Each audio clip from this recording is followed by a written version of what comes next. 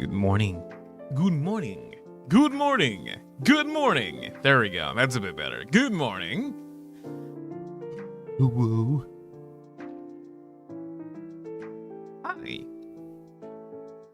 I'll be right with you in a couple minutes. I'll be right with you in 5 minutes. And when we come back, we'll go to yapping. Because I got a lot to talk about today. Thank you for starting your morning with a Goldbullet. Thank you. Appreciate that. I'm gonna go grab some water, some good old hydration. And then when I come back, we'll play some LEGOS. Hope you guys been doing great. Hope you guys been doing good. Like I said, I got a lot on my mind, a lot to say, a lot to get off my chest, and it's all gonna be good. Okay, guys, let me go get some water. I got some fresh Irish spring water in my fridge. Don't forget to water your dog, too. Cannoli, don't even worry about my dog. She is well fed. She is beginning to become more plump. She is large and in charge. She gets food in her bowl every breakfast. She has 3 meals a day. This dog is good. This dog is okay. That dog is well kept and doing the best. Okay, you don't even gotta worry about the cannoli. Okay, because that dog, she's doing good. Rotund baby. Cute and Irish. I'm not Irish. Okay. No offense to the Irish community. I'm pretty sure the Irish people are very, very lovely individuals. I don't really know too many Irish people, but I am not gonna sit here and pretend I'm Irish. I'm probably the most American man you could ever find. I love beer. I love my dog. And I love plucking away my 6-string on front of my lawn. All right, I want to go grab water. Give me 1 second.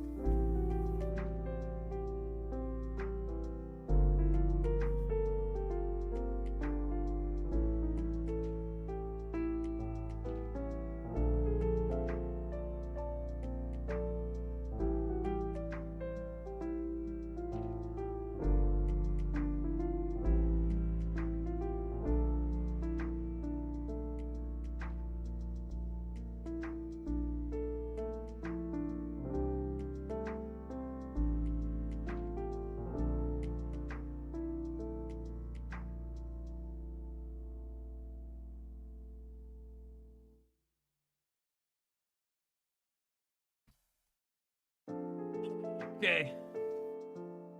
I have returned.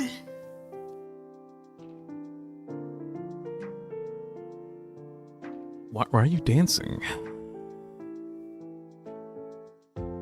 Who allowed you to dance without my permission, without my parmesan?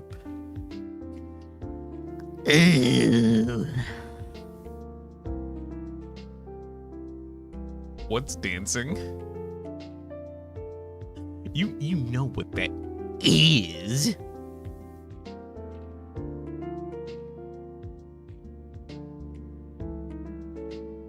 I will continue.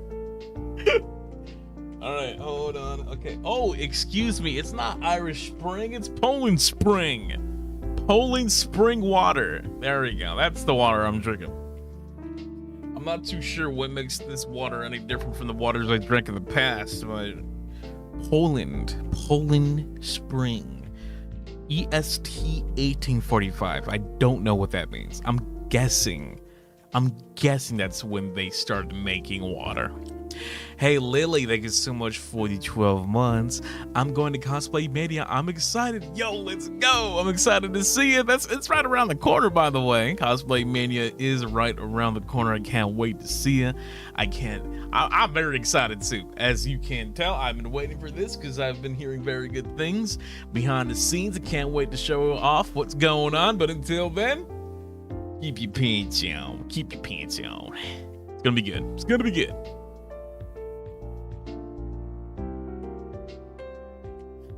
All right, getting started in 1 minute, and when we begin, I'm gonna be yapping. Hope you're ready.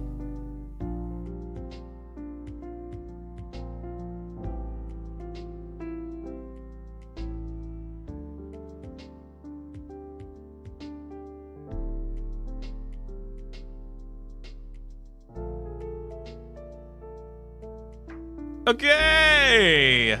Come here. You. Come here, yo. Oh, God. Lord. Okay. Hi. I accidentally destroyed something as Lego Darth Vader. Hello, everybody. Good morning, good afternoon, and or night. It's your pal. It's your boy. It's the Gibstack, Goldbullet, CQC expert, weapon specialist, and head sniper of HOLOSTARS English ARMIS. And you caught me on a good day because I'm well rested. Just got about maybe around 10 plus hours of sleep. Yep, I got 10 plus hours of sleep, so I'm energetic and I'm feeling good. Last time you and I talked, last time you and I spoke, we were playing Lego Star Wars, and you caught me again playing Lego Star Wars. I think this game is going to be our tradition of, like, an excuse for me to do a Zatsudan as well as play a game in the background as I'm yapping, because I'm silly like that. I'm just a little silly guy. I like to play my video games as I yap. So you're more or less here for me talking and not really the video game. Because this game, like, there's a lot to do in the game. It's nice to have it on in the background as we play. That's enough about me. What about you? How you guys feeling? How are my bubbies? How are each and every one of you feeling? How was your weekend? How was your weekdays? How is this week treating you in general? And happy October 1st. Happy October 1st. Are we feeling this spooky season already? I cannot believe summer. I cannot believe summer is gone. Summer, see you, September, bye-bye. Doing good, started working out the other day. Hey, Lunar, that's what I'm talking about, baby. I'm hungry. Hey, I got you, bro. I got these Cheetos right here, dude. Ready to eat? Nah, you know, Nisa, parentheses, wooden deer, you listen to me. You're staying awake for the remainder of this stream. That's right. You gotta stay up an extra 5 to 6 hours. I don't know where you're going. You're staying up. You're legally obligated to watch this stream entirely. I'm sorry to say that. I'm sorry to say it. Spooky month is amongst us. That's right. Spooky month has dropped. It's here. I'm not gonna lie. I started decorating for fall 3 weeks ago. Hey, 3 weeks is okay. That's like 3 weeks in advance. At least you're not doing it in the middle of summer. At least you're not doing it in the beginning of summer like some people I know. Like a certain puppeteer that I know who begins to celebrate Christmas the moment Halloween ends. I'm eating a quesadilla. Yo, let's go. We got quesadilla on the menu. We got quesadillas. We got quesadillas. Hey, Erica, I think that's how you say your name. Thank you so much for the super. 1 year meet and greet for Cosplay Mania. See you soon. Hey, I'm going to be excited to see you. Cosplay Mania is this Friday coming up. I'm not too sure what time it will be since time zones do vary. But nonetheless, I'm very excited for this Friday because I will be doing a meet and greet and also a panel with the boys. And it's going to be a lot of fun. It's going to be fantastic. And I cannot wait to see it. It's going to be great. Also, Sparks, thank you so much for the 12 months. 1 year, yay! By the way, my big bubby came in 1 day before the concert. It was perfect, love you lots, but you need to sing more. You gotta catch me. You gotta catch me. I'm gonna keep running. I'm gonna keep running. I'm gonna keep running. You can't get me. If you can strap me down, put me in a concert seat, put me up there on the stage, that's the only way you're gonna get me. Also, thank you so much, Nisa. Wouldn't dear for the 50 months. Please tell Cannoli that I said hi. Don't you worry, not one bit. I will let you know that she loves kisses. She will probably give you a big old wet smack on the face if I tell her that. So, do appreciate that. Appreciate that a lot. Hold on, wait a minute.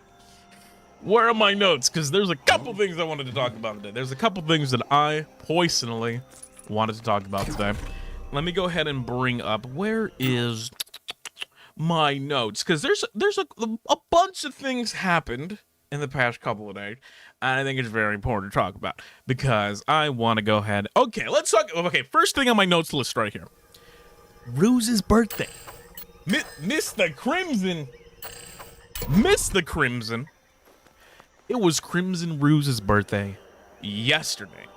He finally has hit the big 6'5", 65 years old, and he's still a ripper, and he's still kicking, and he's still looking good. Not a day over 25, I'll tell you. That guy looks fantastic.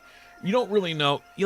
You think like someone in 65 years would probably start to age. You probably think, oh, this person is going to start wrinkling. Maybe they'll, you know, probably see some form of like exposure to the fact that he's incredibly old. But nonetheless, this guy looks, I don't know what his secret is to keeping that skin clean. Those pores are not oily. He is fantastic looking. And that's at the age of 65. What in the world?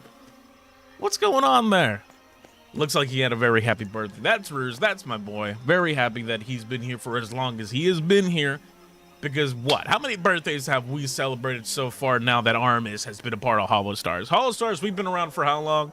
3 years. Wait, how long has HOLOSTARS as an entirety been around? Can you hollow heads out there help me out? Because I only just got here not too long ago. Yeah, we've been here for a big minute, for a big chunk of a minute. 3 years, 3 years. How many birthdays has Ruse celebrated in those 3 years? That's right, about 2 of them already. That's crazy to me. It's crazy that we've been around for that long, and we have already celebrated our birthdays more than twice. That's crazy to me. I'm already at my limit. I had my share of 2 birthdays. Ruse got his 2 birthdays. I'm pretty sure Jurard got his 2 birthdays in. All our birthdays are coming through. We're doing great. We're doing fantastic. I'm very proud of everyone here in HOLOSTARS for sticking around for as long as we did, because we're doing work. We're hard working. We're them boys, okay? We do a lot of things in the background that you don't see, okay? So each and every one of us does deserve a pat on the back, but especially Ruse, because Ruse is a hard worker too. I love that man to bits and pieces. I love him. I'm gonna kiss him. Don't tell him I said that. He's gonna get really upset if he heard that. Nonetheless, this is not going to be a glazing of Crimzon Ruze, okay? I don't want to sit here and suck Ruze's dick all day, but let me just make it clear. Let me just make it very clear how much I appreciate Ruse, okay? As a brother, as a friend, as a companion, as a sincere business partner in arms, a bounty hunter in arms, okay? Ruse is good. Ruse is a great man, and I'll tell you why very quickly. He's down to earth. You know, go on stream, you watch Ruse, right? You hear this like gruffy voice and you think immediately like, oh God, like this is a bully. This is a bully type of person. He's gonna beat my ass. Yeah, maybe, but he's not a bully. He's got a heart of gold, okay? And I'm telling you right now, as Goldbullet, I will point out who has a heart of gold, and it's Crimzon Ruze. Crimzon Ruze has always been the most heartfelt member, the most honest member, and the most sincere member of HOLOSTARS. And I don't need to tell you that. I feel like you guys see it when you watch him stream, and when he gets to his moments when he speaks a bit on the real side. Ruse has always been very humble, and I feel like that is something that not a lot of people are in touch with sometimes. Sometimes there are a lot of people out there who are a bit too hard to admit their feelings, but Ruse is never shy away from admitting that. Maybe he does it in his own strange, funny, sometimes befuddled way, but that's just the way that Ruse is.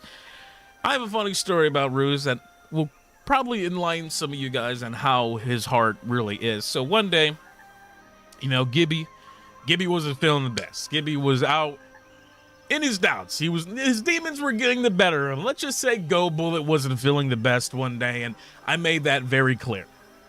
Ruse took the time out of his day to check up on me, to make sure that I was doing it okay, to make sure that I was with someone, and he was there for me when nobody was at that time. And I want to say, Ruse, if you ever see this, if you ever see a clip of this, or ever see this anywhere, I'll never forget that. That really meant a lot to me, and you were the only person who went out of your way to give me some double checks, you know, and I really do appreciate that about Ruse. Ruse took the time, took the effort to speak to me one-on-one, just to say, hey, you doing okay? Is there anything I could do for you?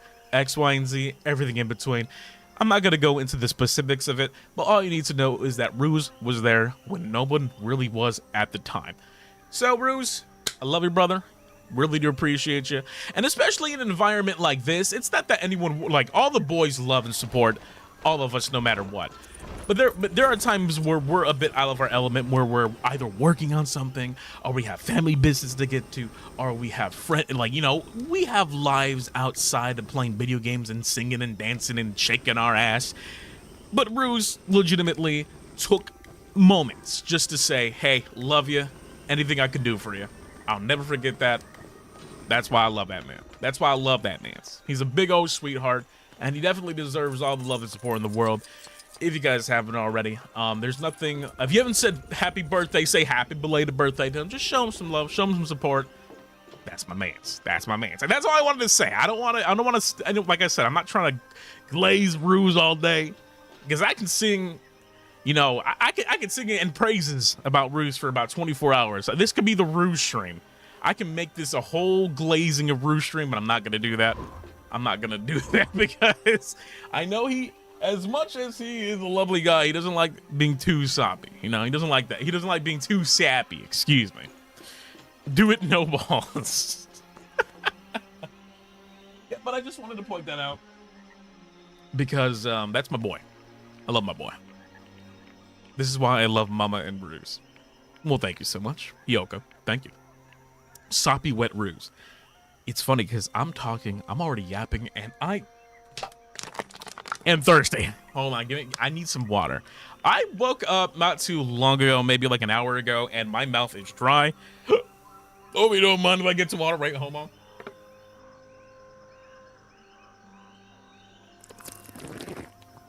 Ah, there we go. There we go. That's water, baby. That is some Poland Spring. I love staying hydrated. There's nothing more important than staying hydrated. I'll tell you right now, being wet, one of the most important things to be, especially in the morning where you're all dry. I woke up about maybe a couple hours ago feeling as red as rain. As you can tell, I have a lot of energy in me.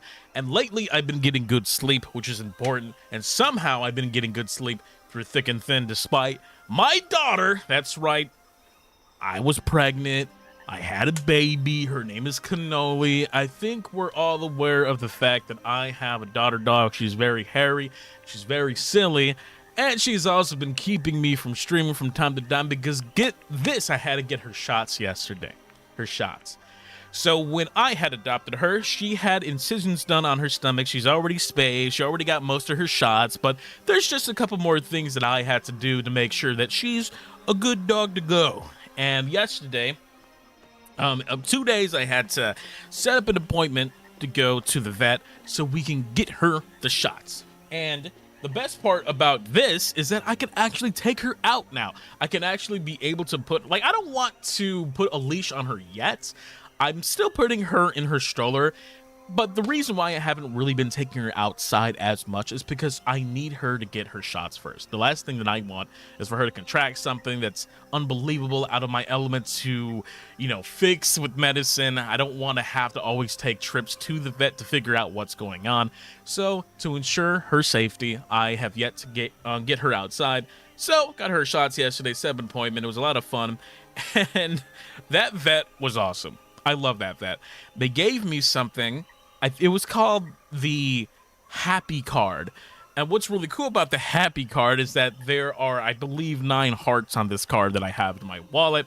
And if you punch them 9 times throughout the week, then you get, like, if you bring her there 9 times, she gets free snacks, which is awesome. And they kind of incentivize that you do this so that she can get used to the vets and the clinics there and everything like that, so she's not as scared. Because I will let you know, she was terrified. She was very obedient at the vet. She was getting her shots and everything like that, but she was absolutely spooked. Because everyone was like, oh my goodness. First of all, everyone loved her to bits and pieces, by the way. Because she's still a small baby. She's now 4 months old. She last month was, of course, 3. She's grown very fast, very quickly. She's a tiny dog still. She's in puppy mode. 4 months is not that long, but she's still a baby, but a sizable one. And everyone was going, oh my God. Look at the baby. Look at her. She's so cute. Can I pick her up? I was like, yes, you can. You can pick her up. You can pet her if you want. And everyone was like, holy shit, sir, you have yourself a nice puppy. What's her name? What is she? X, Y, and Z. The clinic was very nice to her, and I'm really glad that they were nice. You know, very sweet individuals. can't thank them enough for taking my dog and giving her shots properly. They're all professional about it. Everyone walked in there, they kind of held her down, they weighed her so that they can give her shots, and this and that. They gave her some extra snacks, and it was overall a very enjoyable experience. I'm really glad that Cannoli did as good as she did, because I thought she was gonna freak out, because she freaks out a lot. I'll go in the bathroom and she's knocking on my door, scratching at it while I'm doing my business, and she can't be out of my line of vision for too long, otherwise she starts to really tweak out. She starts freaking. So the fact that she was so obedient and calm and a bit relaxed at the vet, I gave her props. So I gave her extra belly rubs and extra cuddles yesterday so that she understands that she did a very good job. But it broke my heart when she got the shot, because she was very scared. And there's nothing more scary than getting a needle in you, right? I'm not scared of needles personally. Bubbies, is anyone in this chat today scared of needles? There's nothing wrong with it. I just want to see a share of hands very quickly, because I'll let you know my dog Cannoli absolutely is scared of needles. I found out yesterday. Not me. Yes, I hate them. Me raises my hand. Yep, definitely. Yeah, when I was younger, I used to be very afraid of needles. And then, like, I don't know what happened or what changed. Maybe I just got older, or I'm not too sure what chemistry in my brain changed, but after a while, needles stopped affecting me. Until this day, anytime I have to get a checkup, anytime I've had to get an incision or, you know, any shot for that matter, excuse me, I haven't been afraid since then. And I didn't really think about it. When my dog, I was like, oh, she'll be fine. She'll be okay. She'll get a needle in her and be just as right as rain.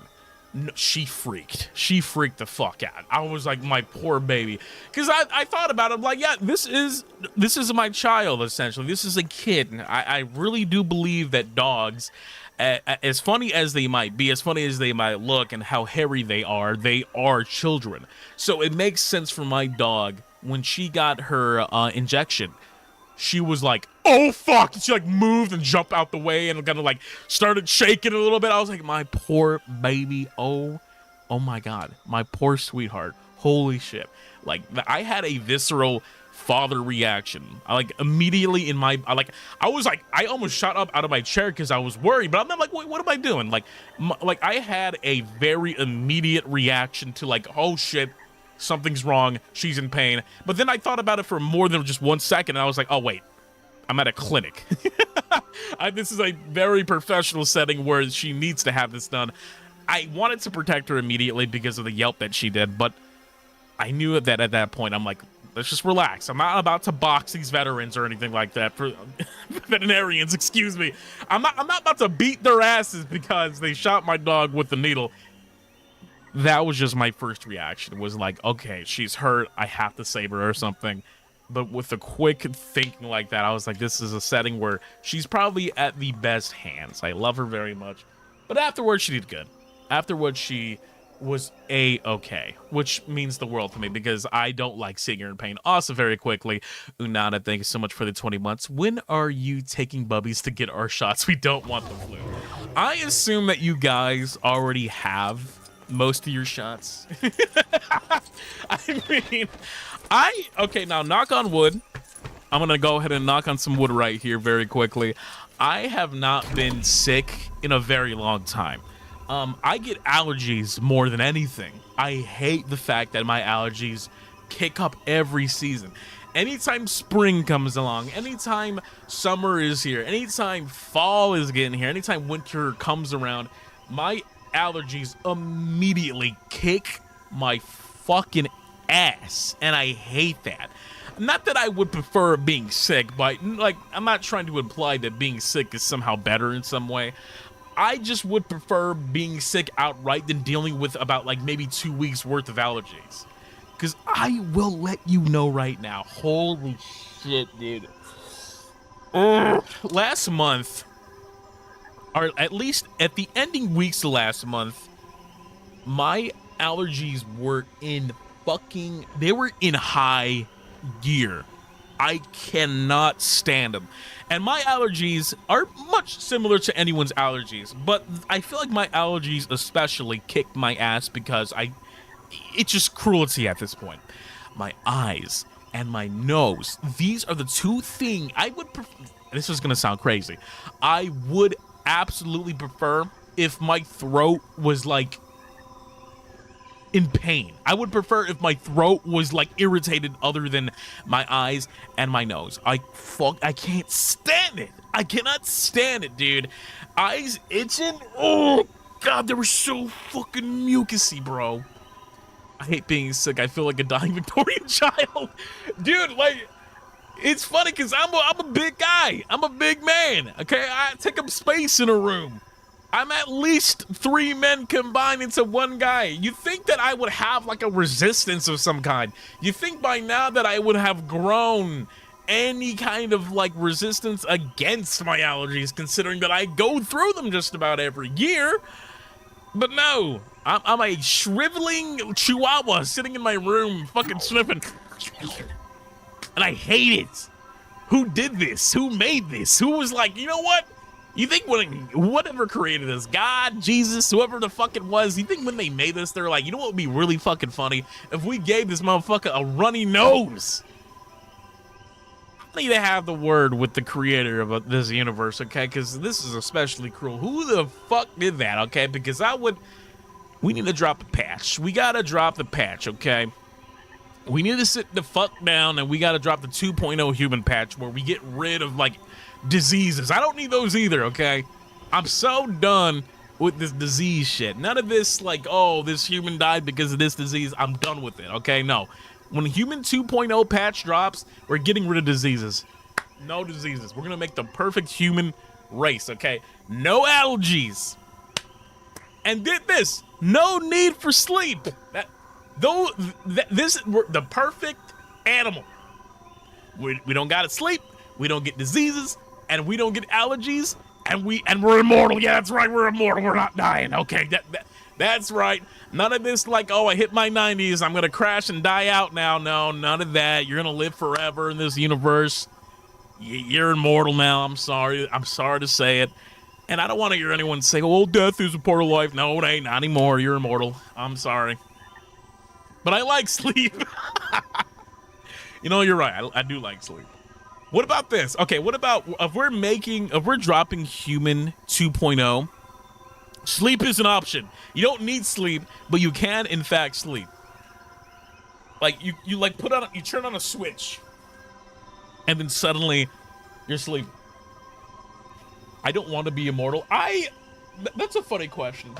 I think that's a very obscene and sincere question to ask while we're playing Lego Star Wars, but being immortal, would you want to be immortal or would you not want to? For me, I would like to extend my life maybe by 30 to 40 plus years after I hit the big 100, okay? Like, let me be old. I would like to be old at some point, okay? Like, I want to experience that.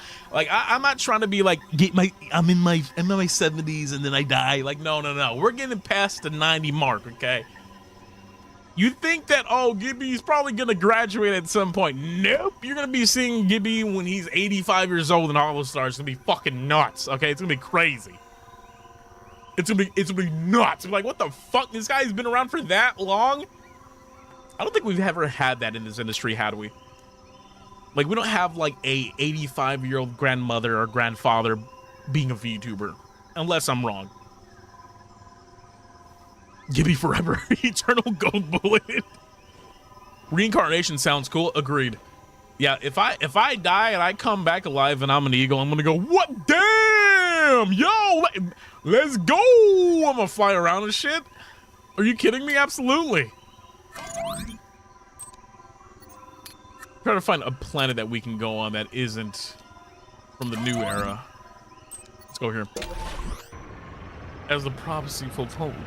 You'll be 100. You'll look great. No, I'll be a fucking raisin. I like trip over my own nutsack because it's so fucking saggy. Like that's when I get old. That's like the one thing I'm not looking forward to. Right, getting saggy and raisin like. Okay. Like I don't think anyone here when they get old is looking forward to being wrinkly. Right.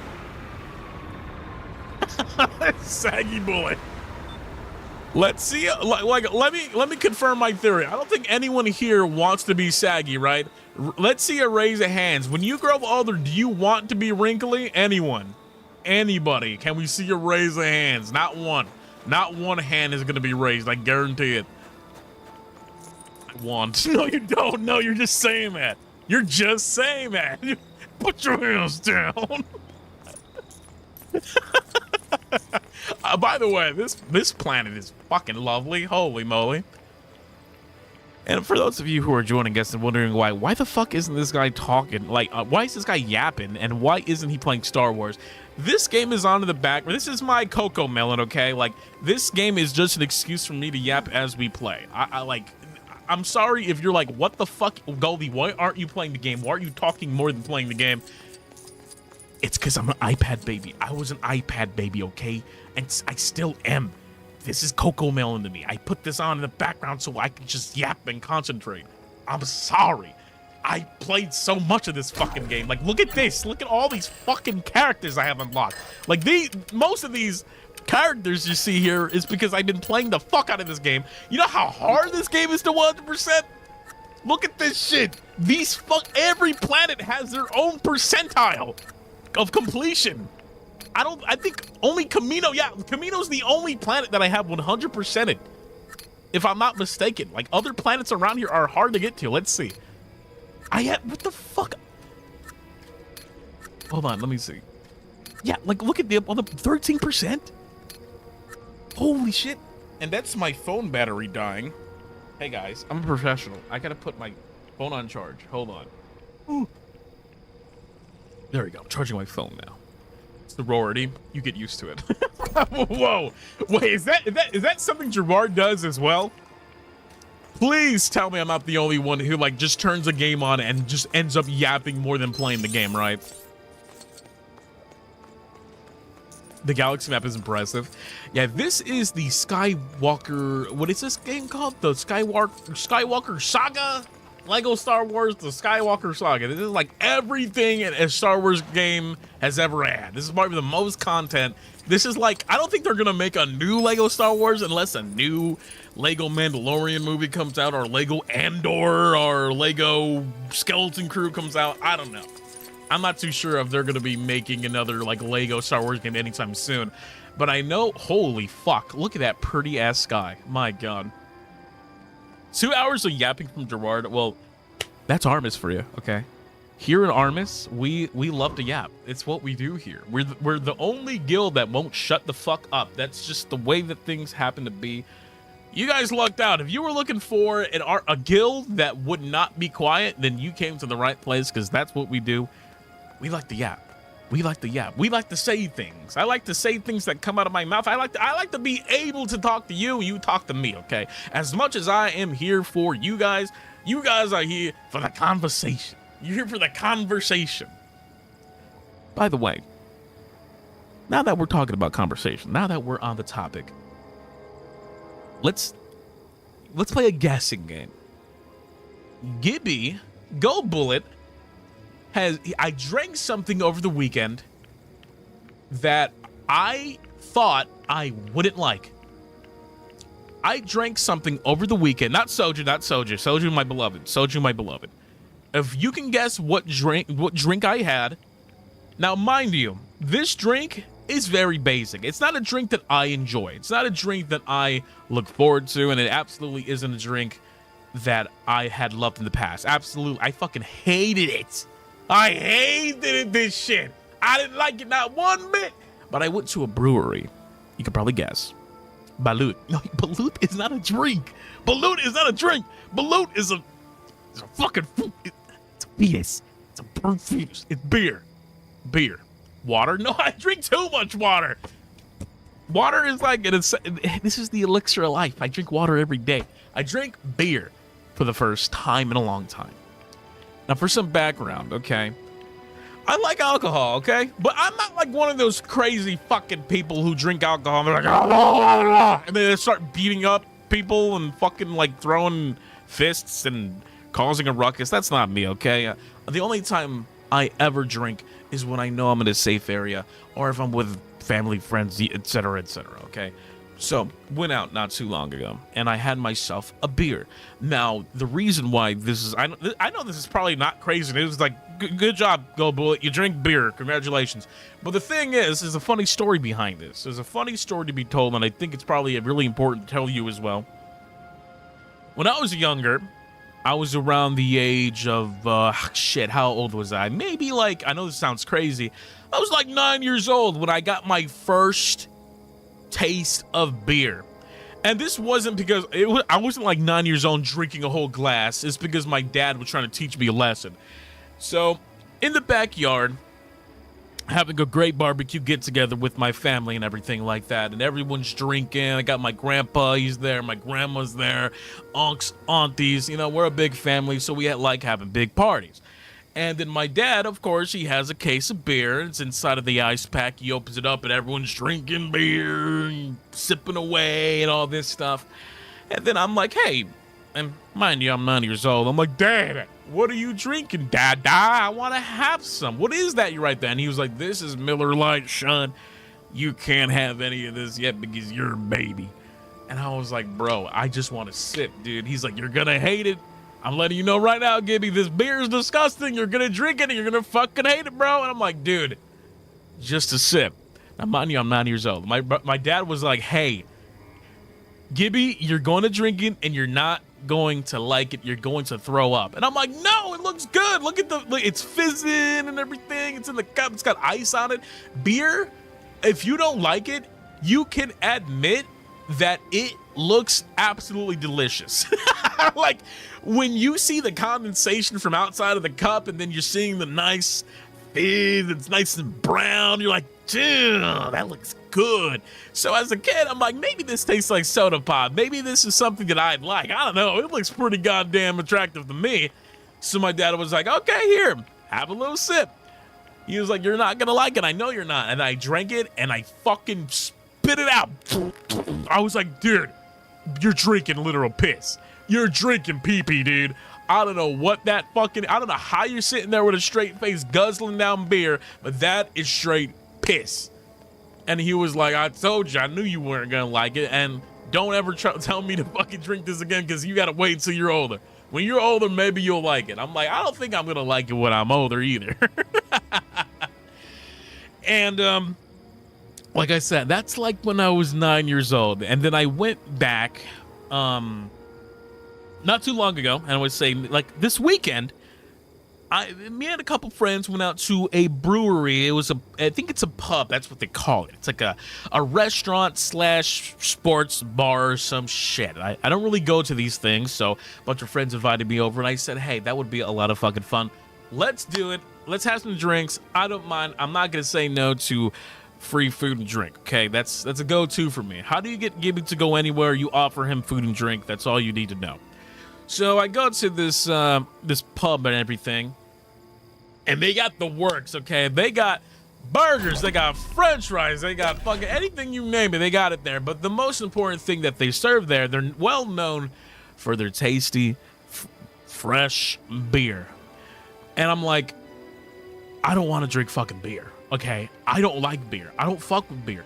And the only time I've ever had a legit bottle of beer was when I was drinking it with my old man back when I was younger, and I didn't even drink it all the way. I spat that shit out. So, mind you, my background was that my only opportunity I've ever had a drink was in a backyard with my dad from a Miller Lite cup, and I spat it out. That was the only time I ever drank beer last. Ever since then, I have not touched beer. I know that's a very impressive record, but I was absolutely scarred from that experience. But a lot of friends were like, dude, you gotta try the beer here, dude. The beer is unlike anywhere you have ever seen. Like, this beer here is probably the best beer you'll ever have. And I'm like, really? Really? Is this beer any better than what I had? And they were like, what beer have you had before? I'm like, well, the only beer I've ever had was in the backyard, blah, blah, blah. And they're like, well, yeah, you had backyard beer. This is freshly brewed beer. This is beer that you want to grab up and try it out. Please give me, just try it, dude. It's going to be good. I'm like, okay. Fuck off. I'll try it. I tried it. And it wasn't that bad. It was that bad. But I'll stick to my guns and say it still tastes like piss. It still tastes like piss. Okay? I'm not gonna say it's fun. It was scrumdiddlyumptious. I'm not gonna sit here and say that it was absolutely delicious and delectable, finger licking. It still tastes like piss.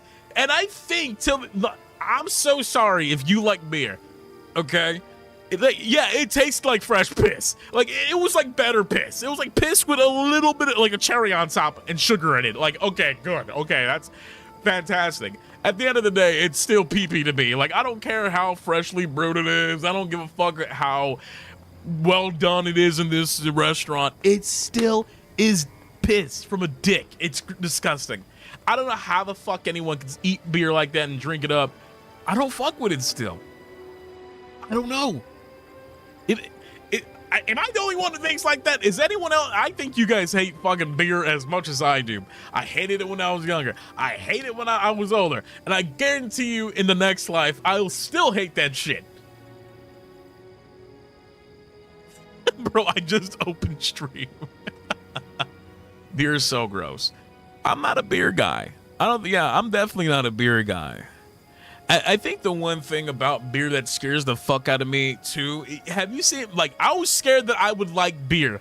And if I liked beer, that would have been a problem. Because you ever see those big guys and they're all red and they're fucking wearing like a sleeveless shirt and they're like got the big old beer belly because they do nothing but drink fucking beer all day? I did not want to become that individual.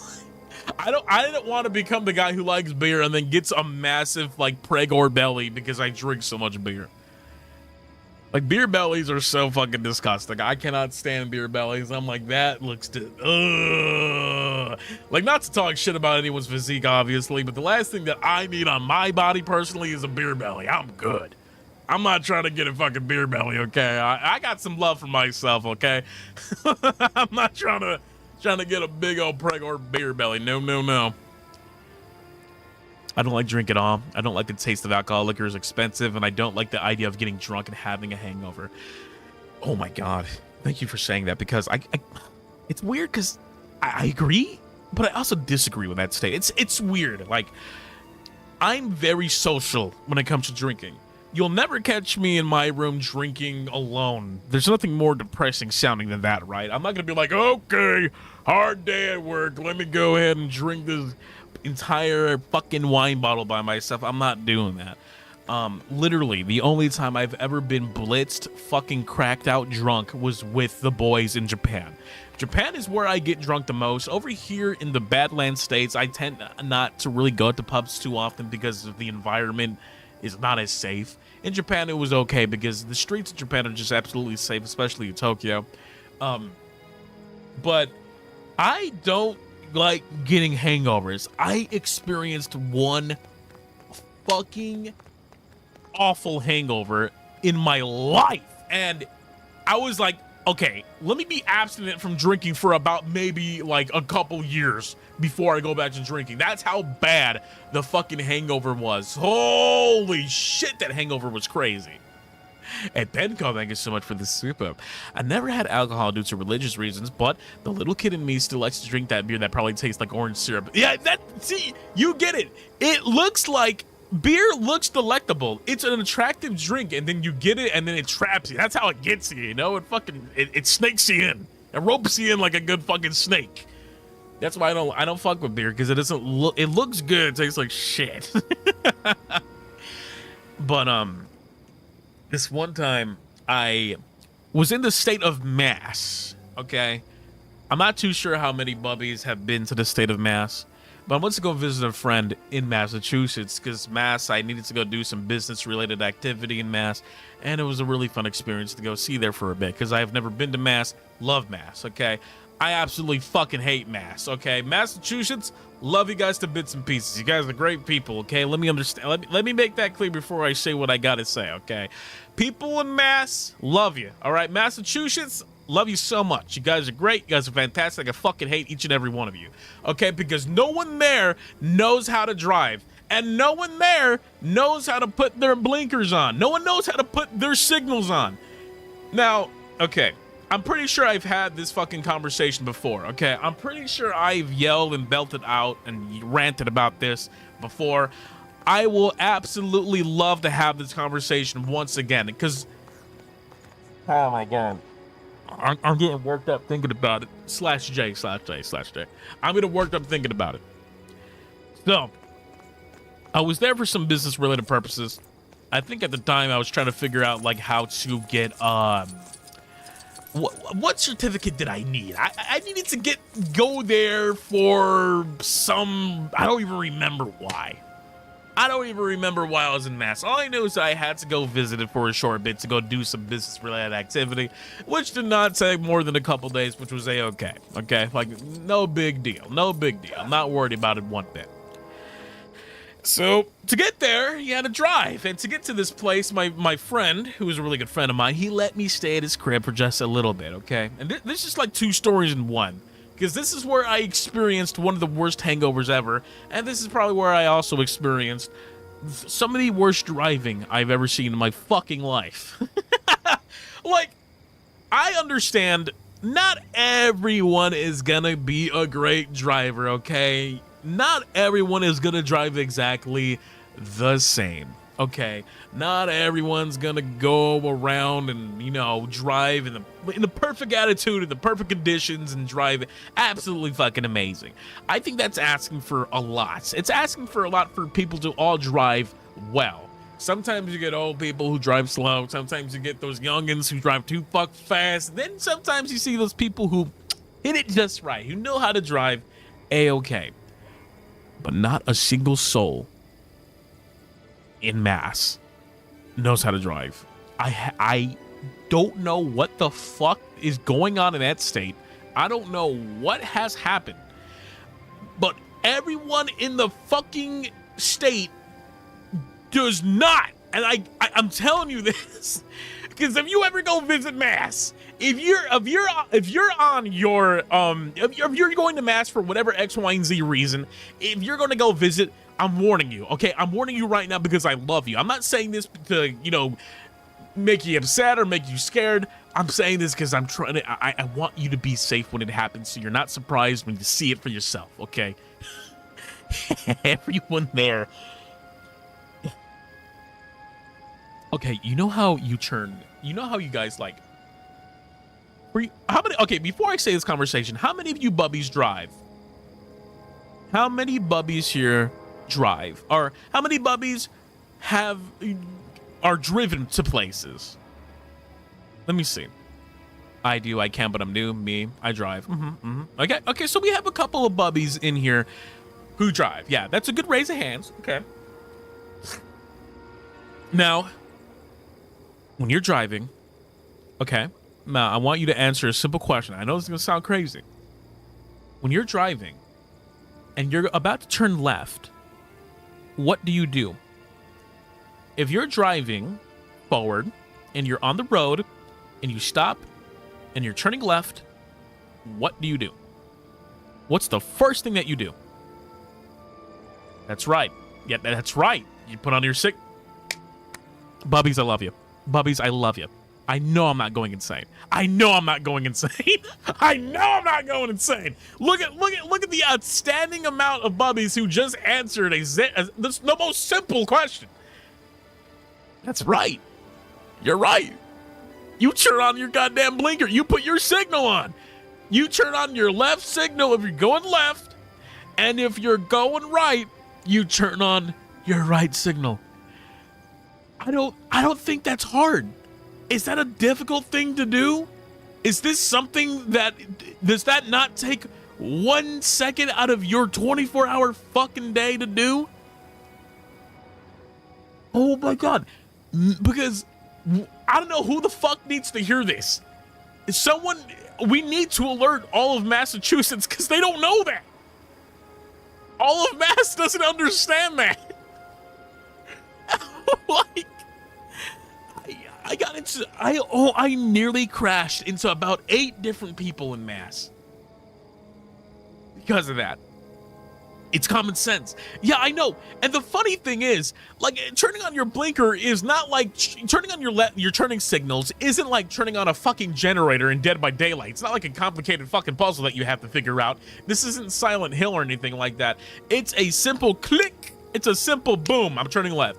It's a simple up, boom, I'm turning right. maybe it's because it's not an automatic thing that some people just opt out not to do it. But if I crash into your dumbass, it's because you didn't know how to fucking click a button.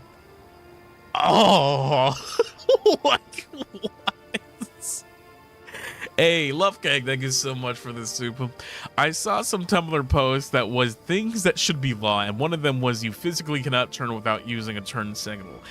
I think what's really funny about doing that is that you think that it would be illegal to make turns without your signals on, but it's such a common mistake that there's no law against it. You can just fucking turn left and not turn your signal on, but at the mercy of your own life at risk. Like, that's the issue. It's more or less kind of like you should probably do it than rather than it being a mandatory thing. Ridiculousness. Is there a stereotype about BMW drivers not using their signal? Maybe there is, possibly. I just have never seen anyone in mass, at least my time there. Now, there are people, I've been to New York. New York, I get it. Like, in New York, I understand why people in New York drive fucking insane. But the thing is, people in New York drive nuts, but they have, like, every reason to drive fucking crazy because they live in New York. Like, I absolutely would be belting it down the fucking highway if I knew I was living in New York. Yes. You don't want to be slow in New York because everything's so fast-paced in that city and everything is so like this. Like, I get that, but nothing happens in mass, so what the fuck? Yo, Far, thank you so much for the super. Bro, literally this morning, a person in front of me put their right blinker on, then turned left. It was almost a bad accident, including 5 others. Everyone, please stay safe out there. Yeah, the reason why I poke fun at people who don't know how to turn their signals on is because this shit is legit concerning to me. Like, as much as I like to joke about this stuff, I cannot stress this point out more than enough, bubbies. If you are a driver out there, please stay safe and please properly use your signals. I don't want you to get into an accident. I don't want you to accidentally slam into someone and it's a messy situation. That's the last thing I want for you guys. Just be aware, be safe, be cautious when you are out on the road. There's nothing more important than safety when you're driving. And by the way, thank you so much. Who was that? Who gave me that? Lovey, thank you so much for the 18 months. So many drivers don't do that here, and it grinds my gears so much. Like, you legit just flip a switch. It's so easy, but apparently it's real confusing for some people. I think the reason why it doesn't happen could be, like, once again, because it's not automatic. I can't read minds. Maybe I'm the 1 percentile of human beings on this planet that just can't read minds. And maybe all of mass expects you to read minds. Maybe everyone there has telepathy or some kind of like form of like a superpower where you understand where they're turning. You could easily just say, oh, you see that I'm going left. That means I'm going left. It's like, but not everyone does that. Not everyone immediately has the, you know, I guess like the merit to be like, oh, this person's going right. Hey, I'm just yapping at this point. I'm just yapping. I'm yapping. As you can probably tell, this shit has happened to me so often that it just gets my go. It just gets my go. And I think that's a good question to also ask you, bubbies. What's the one thing, other than what we just talked about, what's the one thing that it's your ick? Like, what's the one thing that just pisses you off? That one little thing that goes a long way. What's the one thing that irritates you the fucking most? You can't stand it when people do it. Because that's mine. That's mine. What makes it crash out? I cannot stand people who don't do their signals. That's just my ick. I'm like, bro, don't you be doing that. When people cut a line, a slow walker, dude, there's, oh, God. I've had experiences with people who just walk really slow. Yeah, a pet peeve. That's what it is. What's a pet peeve?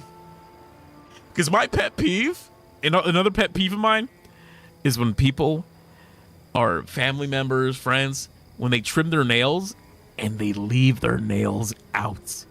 They don't throw them away. How dare you? Do you know how disrespectful that is?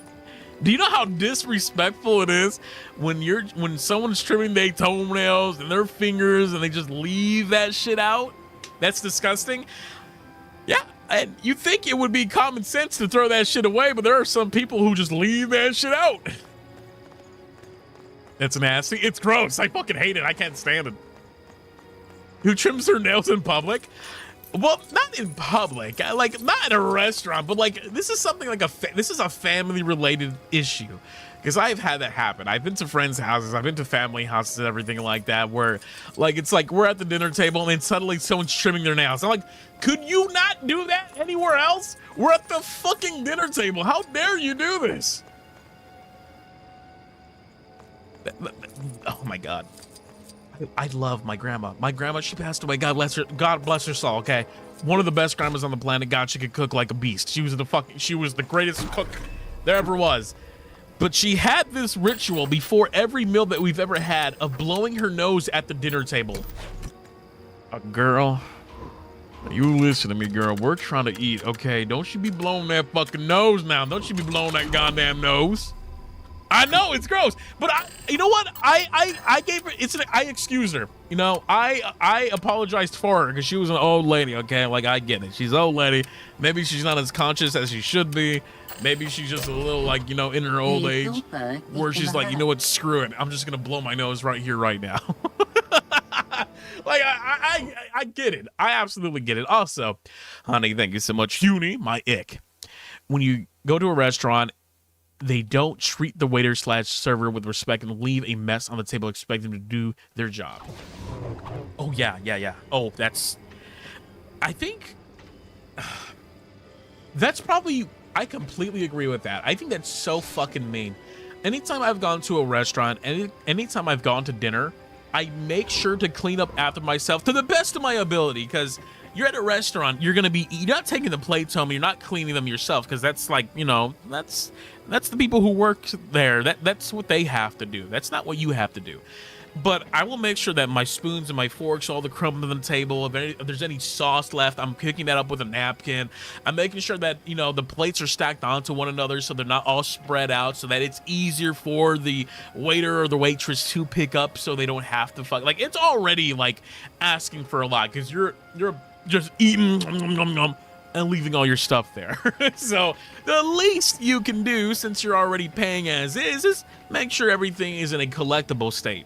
But I have seen people not give a fuck about that. I've seen people where I'm like looking at, like, you know, when you just enter a restaurant and you see the waiter or the waitress like cleaning up and you're looking at that table and like, damn, what the fuck happened? Did a donkey eat here? Like, what is this shit? Wait, why are the voices like that? What? Wait, I just noticed something. Can I switch that? Oh, that is so weird. The characters are speaking in tongue I don't understand. There we go, right here. Where is that? It's in mumble mode, that's why. There we go. Hey, Censor Babe, thank you so much for the super. 3 days ago, I had an accident while crossing the road. Someone hit me on the right. Oh my God, my vehicle turned 180 and flipped on its side. Glass hurts. Absolutely. Holy shit. You better be safe out there. That sounds scary as hell. Holy shit. No, thank you. People who burp into Discord calls without muting.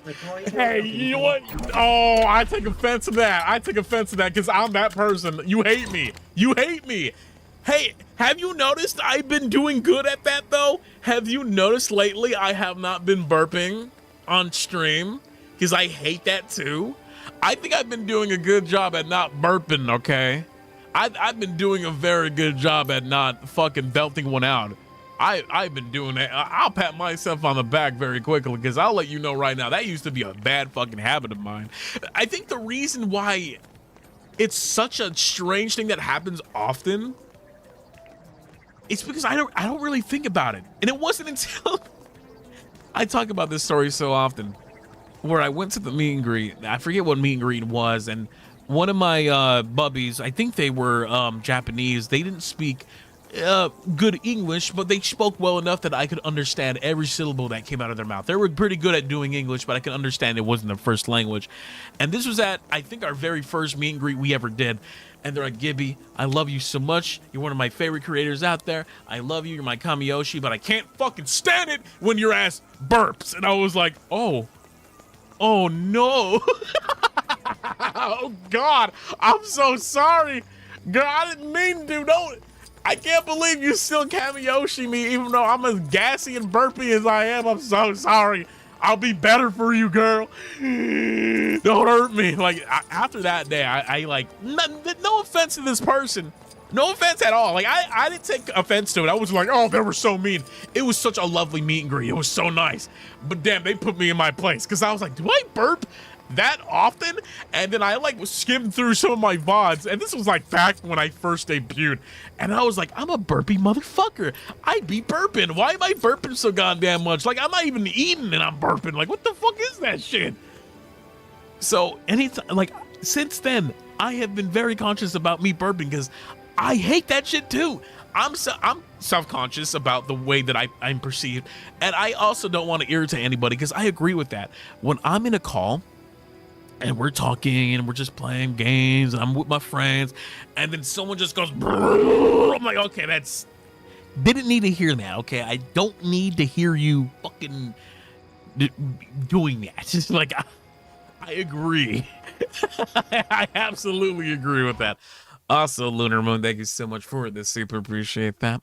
I very much appreciate people cleaning up before they leave, but it's an ick when they try to stack my tray while I'm doing it, making it worse. I mean, that's so strange. Imagine eating food and then someone's like, okay, here we go. And they fucking slam their food on your plate. I'm trying to think of another pet peeve of mine that I have. Oh, wait. Maybe this pet peeve is like a bit of irony, maybe a tinge bit of like how ironic, because I'm a loud individual, right? Especially when I'm streaming. I don't think I'm quiet. Like I like to belt out certain words. I like to scream. I'm a fucking moron from time to time. Like I will level out my volume in public places. In public places, I will make certain that I am not the loudest individual in the fucking room. I don't want to be that person in public. If I'm in the privacy of my room, if I'm chilling in my house and I'm here with my bubbies and we're all just talking and going on about it, I absolutely will be loud because I'm in the privacy and the safety of my house and I'm nowhere else in the world. But in public, there are some people who don't know how to do that. And the other day, now, I don't want this to come off as offensive towards people who don't understand how they come out when it comes to, like, what's the word? How do I phrase this sentence? Not everyone understands that. Not everyone can level their volume. There are some individuals who do not know how to do that. Jurard.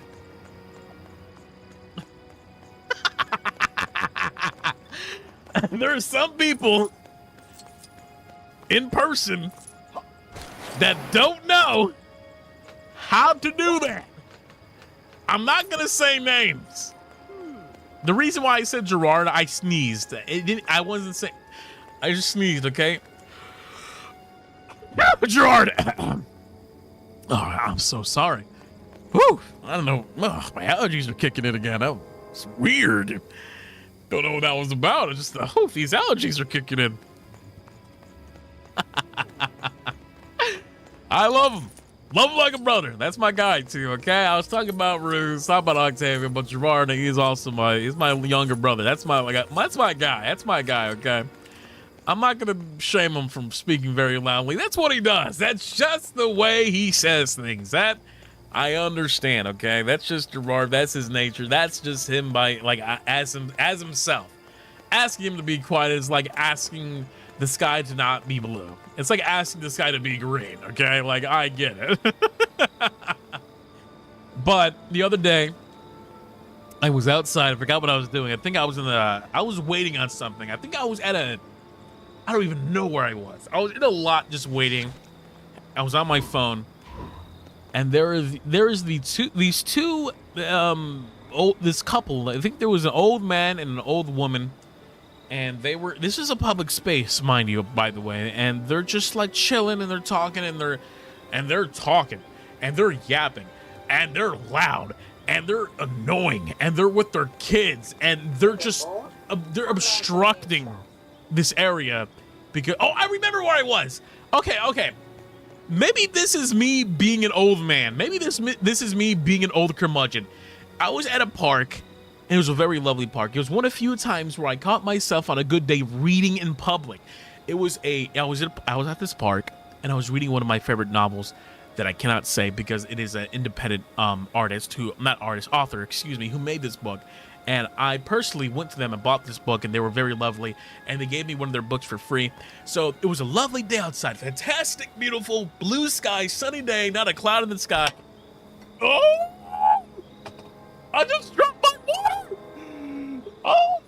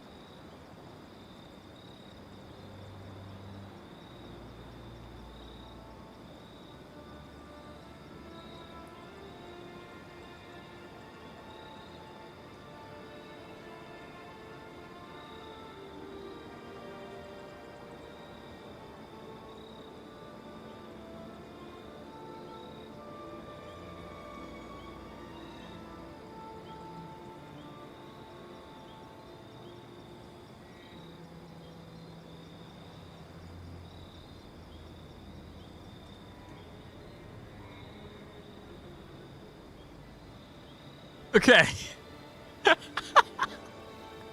I dropped my water. No, my water spilled. A glass of water just flew everywhere, bro. What the fuck, man? Hold on. Give me a second. Son of a bitch. Who said that his water broke? My water broke just now. I had a glass of water I was drinking out of, just fucking spilled on my floor. Now there's a big wet spot there, dude. Ah, fuck, dude. Shit. Okay, let me get this towel real quick. I'm gonna pat it down. Son of a bitch, dude. Okay, here's another pet peeve of mine. Being a fucking, I have such broad shoulders that I can easily knock over anything like a fucking moron. Oh my god. Yeah, it looks like I peed on the floor, but that's okay. Oh, there we go. Okay. Golly. Son of a bitch. That's okay. It's just water. It'll get out. But that was dangerously close to my PC. I'm a very smart individual, you see. I put water next to my PC. This is why I'm going to keep it in the bottle and not in the cup next time. Let's go ahead and move that over there. There we go. That's Cannoli's job. You can't pee on the floor. This is a free country. Okay, this is land of the free, home of the brave. If I wanted to pee on my floor, I could happily do so. God damn it. Yeah, that's okay. It's a pretty big water spot, but I'll be fine. I apologize if that scared the fuck out of anybody. That wasn't your fault. That was completely mine. What do you mean? Oh my god. Okay. What the fuck was I talking about? I don't know what I was talking about. Oh, the public park space. Okay. I apologize. I know that probably like scared the fuck out of you guys. That was literally my fault. I dropped water. Holy shit. Yeah, but I was going on about pet peeving. Long story short, I was at a park, and I get it. You're at a park with your kids. You're going to be loud as fuck no matter what. But these people were like going ape shit. I'm like, calm down. Okay, you're at a park, not a fucking rave. Yeah, man, I think this is why I can tell that I'm getting a lot older in my age. Like, I'm not in my 30s yet, but I'm slowly getting there. I'm slowly getting to my 30s, so I completely understand, like, why I'm acting this way. Or I'm just like, stop it, you fucking kid. Shut up. Like, yeah, I'm getting older. I'm getting older. Because when I was a kid, I used to jump off the walls and bounce around and fucking go wild ham loose. But that's not me anymore. I'm getting a little slower. I'm getting a little bit more calm in my poise. You know, I'm a bit more level-headed. I don't know if that makes me an old fella. I'm not too sure if that makes me like some kind of like curmudgeon, but I definitely don't like loud noises. You know, just like loud environments in general get me fucking irritated for some reason. I'm not too sure why I've grown like this. considering that I am a loud individual, but I don't know. Get off my lawn, jeans are kicking in. I can't be the only one. I can't be the only one who thinks like that. I don't think, does anyone look forward to like a loud, insane fucking environment? The only time where that's like understandable is when you're at like a concert, when you're at like some kind of like, you know, music related activity. Like, yeah, you're going to a goddamn concert, you're going to expect loud music, you're gonna get loud people. That makes sense, because that's the kind of environment that allows it to happen.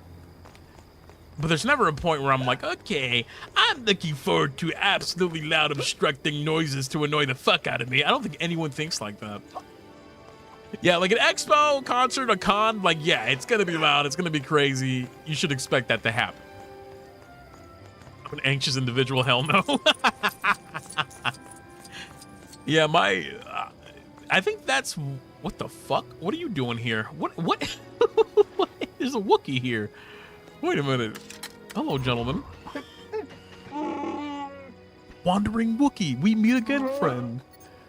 It's my guy, dude. That's my guy. Only for me if it's like something that's supposed to be loud. Otherwise, I back away because I actually become anxious around it. I think that my anxiety will be, this is why after 3 months in Japan, after staying for as long as I did in Japan for like the 3D debuts that we did, our little concerts that we did, the reason why after a while, I started to become homesick very quickly in Japan specifically. And I already talked about this to hell and back. The crowds is what got to me. I get stimulated in big fucking crowds. Big crowds are the bane of my existence. You put me in a big crowd, I'm gonna hyperventilate. I'm gonna start going, what the, oh my god, I'm tweaking, I'm freaking out. Like, yeah, that is me to a T. I hate that. I've had several opportunities to live in Japan, and I think to a lot of people, most people would not give up that opportunity. For me, I absolutely will, because there's nothing more like, if I'm living somewhere, then I want it to be a place where I know I won't have that on a daily basis. I think I would love to live in Japan if it weren't in like the dead center of Tokyo. Because city life, I'm not a city boy. I am not a city boy by any stretch of the definition. I have lived in Chicago most of my life, so I am no longer a city boy. That's just me. Is anyone here like indifferent on that? Who here loves cities? Because I'm always like a homebody, like let's relax at the seaside, bedside kind of thing, you know, beaches and forests, that's my thing. But not too far away, you know, not too far away. Me, wait, what the fuck? Is that a baby? What is this? It's like Jabba the Mom. I grew up in a village. I need city life desperately. See, I'm the opposite. I'm the absolute opposite. Like, I've lived too much in this city, and I love the humble, quiet, like, life, you know? I grew up in a big city. I accept my semi-busy suburbs. Yeah, see, the suburbs is probably where I'm the most comfortable. Because that's like where I currently am. I'm in like a quiet neighborhood. I don't mind visiting them or being near them. I don't like the busy city, but having to live in front of them the majority of my life, I had to get used to it. See, that happened to be me up until I moved. But the more that I realize this, I also don't like living in the dead center of fucking nowhere. Like, oh, I cannot. I need to be nearby, like, society in some way. Like, living in the buttfuck of nowhere in the middle of the forest, I'm not doing that. I need to be nearby, okay? Like, a village or a town, something like that. I need to hit the good, sweet middle where I get the best of everything. Where there's a lot of stuff to see, but not enough to be overstimulating. Like, I like the good, sweet spot. And I'm very thankful in that right to be in that situation right now in my current living environment where it's like, yeah, like I live kind of like, you know, in the more quiet areas of where I currently am. But there's also like a big bustling town side that absolutely has tourists, and you know, there's a plaza and a museum and a blah, blah, blah, this and that. Like, I got the best of both worlds right now, which I'm thankful of. Hearing cars at night is relaxing. Oh, yeah. Sometimes I crack open my window and there's this train that goes by and you kind of hear the big horn in the distance. It's just audible enough to be comforting. Love that shit. Love that to bits and pieces. I love visiting cities when they're in advance needs to get around, like in London, but I don't know how much I enjoy living in one. London. I'm going to go to Europe one of these days. I would love to go visit the United Kingdom at some point just to go see how things are. Like, I've heard fantastic things about Europe. Look at this fucking thing. What am I on, bro? Look at this thing. This thing is so silly. Ooh. Holy shit, this thing can book it. Look how fast this motherfucker is. This is an Uncle ERB. I'm looking for any excuse to go to Europe. Just because I want to try the beans on toast. Is that a thing? Is beans on toast really what is Europe known for? What's that weird sauce that they put on their toast? What's it called? I want to try some European dishes. Let's try some European dishes. I want to try it. Let's get it. Let's get it. Cause I've been a big fucking American my entire life. I like different cuisines. Bratwurst? Marmite. That's what it is. That's what it is. It's like a weird sludge that you kind of all over your toast in the morning or something. Can I not jump up there? Hello? Do I really need to be a Sith to do this? I think I need to. Vegemite, that's the one too. That's the one too, Vegemite. What is Vegemite? What is that? Can I grab that? There we go. Okay, we're doing a little bit of parkour action right now. Vegemite. What in the fuck? Vegemite? Yo, that don't even sound right. Vegemite. I hear Vegemite and I think of like termite and vegetables and like, ew, bro. Ooh. Like, I don't know. I'm hearing like a weird combination of words. There we go. We're up here. Worcestershire sauce? Oh, come on. England, we got to do better at naming our sauces. What is that? Worcestershire. If you can't say that 3 times real fast, Worcestershire, I can't. Vegemite sounds like a resource collectible name. It does, like from Star Wars. We gotta collect all the fucking Vegemite. We gotta get all the Vegemite. Worcestershire. Worcestershire. No. Worcestershire. No, that is not. That better not be the fucking right way to say it, dude. Yes, my love. Bring over the Worcestershire. No fucking way. No fucking way. That's not the name of the sauce, dude. Worcestershire. Worcestershire? No. Wooshoo. No, you're fucking with me.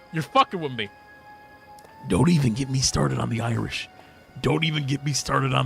Okay, with their crazy ass sauces. They got some crazy sauces over there. They got some crazy fucking building names too. Wait, hold on. Where's my phone? Let's see. I forget who the fuck it was, but a friend of mine was showing me like, can you name this place in Ireland? And I was like, no. Wait, well, it was like castles or something, or like fucking acres of land names. Let me see. Ireland. What the fuck was it? It was like city names or something. It was so crazy. City names. Okay, these are okay, look at that. Dublin, Galway, Limerick, Belfast, Derry, Drogheda. Wasn't it Welsh? Wasn't it what? CMERE, Kilkenny.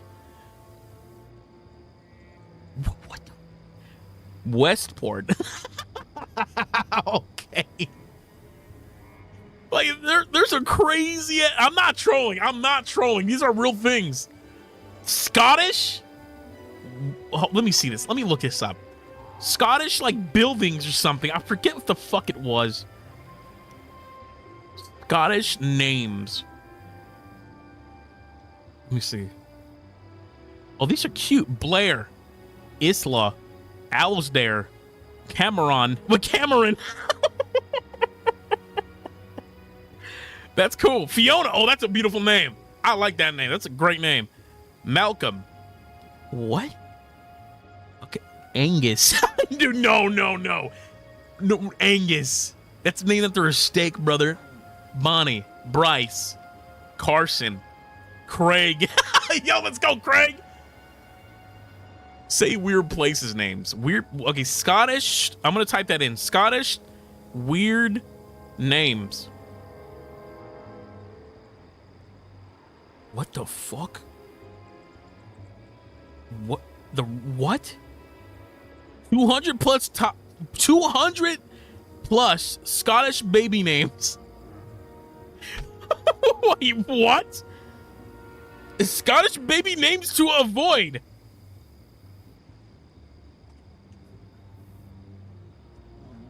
What? Scotland is a country steeped in a wonderfully rich history, and if you live there or have visited, there's no doubt you will have become acquainted with an array of unique and beautiful Scottish names. Okay. So many traditional Scottish baby names are seeing a resurgence in popularity right now. Classics include Rory, Angus, and Illich. All appear in the latest national records of Scotland. Place names. Scottish place names. Let's see. Scottish place names. I'm just... What the fuck? Hold on. I'm just looking... 10 tricky Scottish place names and how to pronounce them. Why are they tricky? Okay, let me see. Let's read. Oh, that's easy. Islay. Number 1, Islay. Sounds like Isla. Oh, what the fuck? Wait, if it's not spelled like it's said... Wait, excuse me? Islay. Fuck. Glamis Castle. Lerwick. Fuck. Warwick Davis. What? Callane Castle. Okay. That's easy. Colross. Couris. It sounds like Couris? What is that? Kirkcudbright? Shut up. Scone Palace. Oh, I've had a scone. Try a scone. The fucking name of it. Cockburn Street. Cockburn Street? What are we doing? You're burning your cock on the street? When you're in Edinburgh, many paths will take you to the famous Royal Mile, but Cockburn Street, named after the 19th century lawyer Lord Cockburn, is among the prettiest of them all. It does look very pretty. Edinburgh. I cannot believe that. Yes Bay. Sounds like Weems Bay. Milngave. What the fuck? These are goofy. Maybe it's because I'm like... Maybe it's because I'm like, you know, American. I look at these things and I'm like, oh, how do you say that? I don't understand it. I'm ignorant. You're gonna flip when you hear how Edinburgh is pronounced. What? Edinburgh?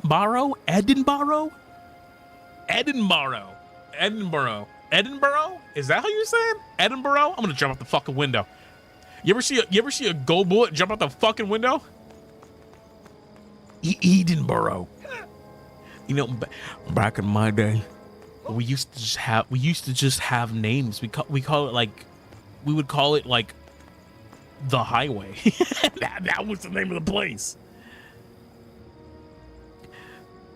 Aiden, don't do it. Oh, God damn it. Yo, Helia, thank you so much for the 6 months. Yay, mama time. Also, me hearing these words coming out of your mouth. What is happening? What? Don't you tell me that. I was just pronouncing Scottish names and places. That's not my fault. Thank you so much for the 6 months. And thank you, Star. Thank you so much for the super. Brother, I don't want to hear this global name slander when your country has Kissimmee as a city. Florida, by the way. You live in Florida. You don't get. you live in Florida. You don't tell me anything. You're a Floridian. How dare you live in Florida? Okay, you can live anywhere else in the world, and you choose fucking Florida.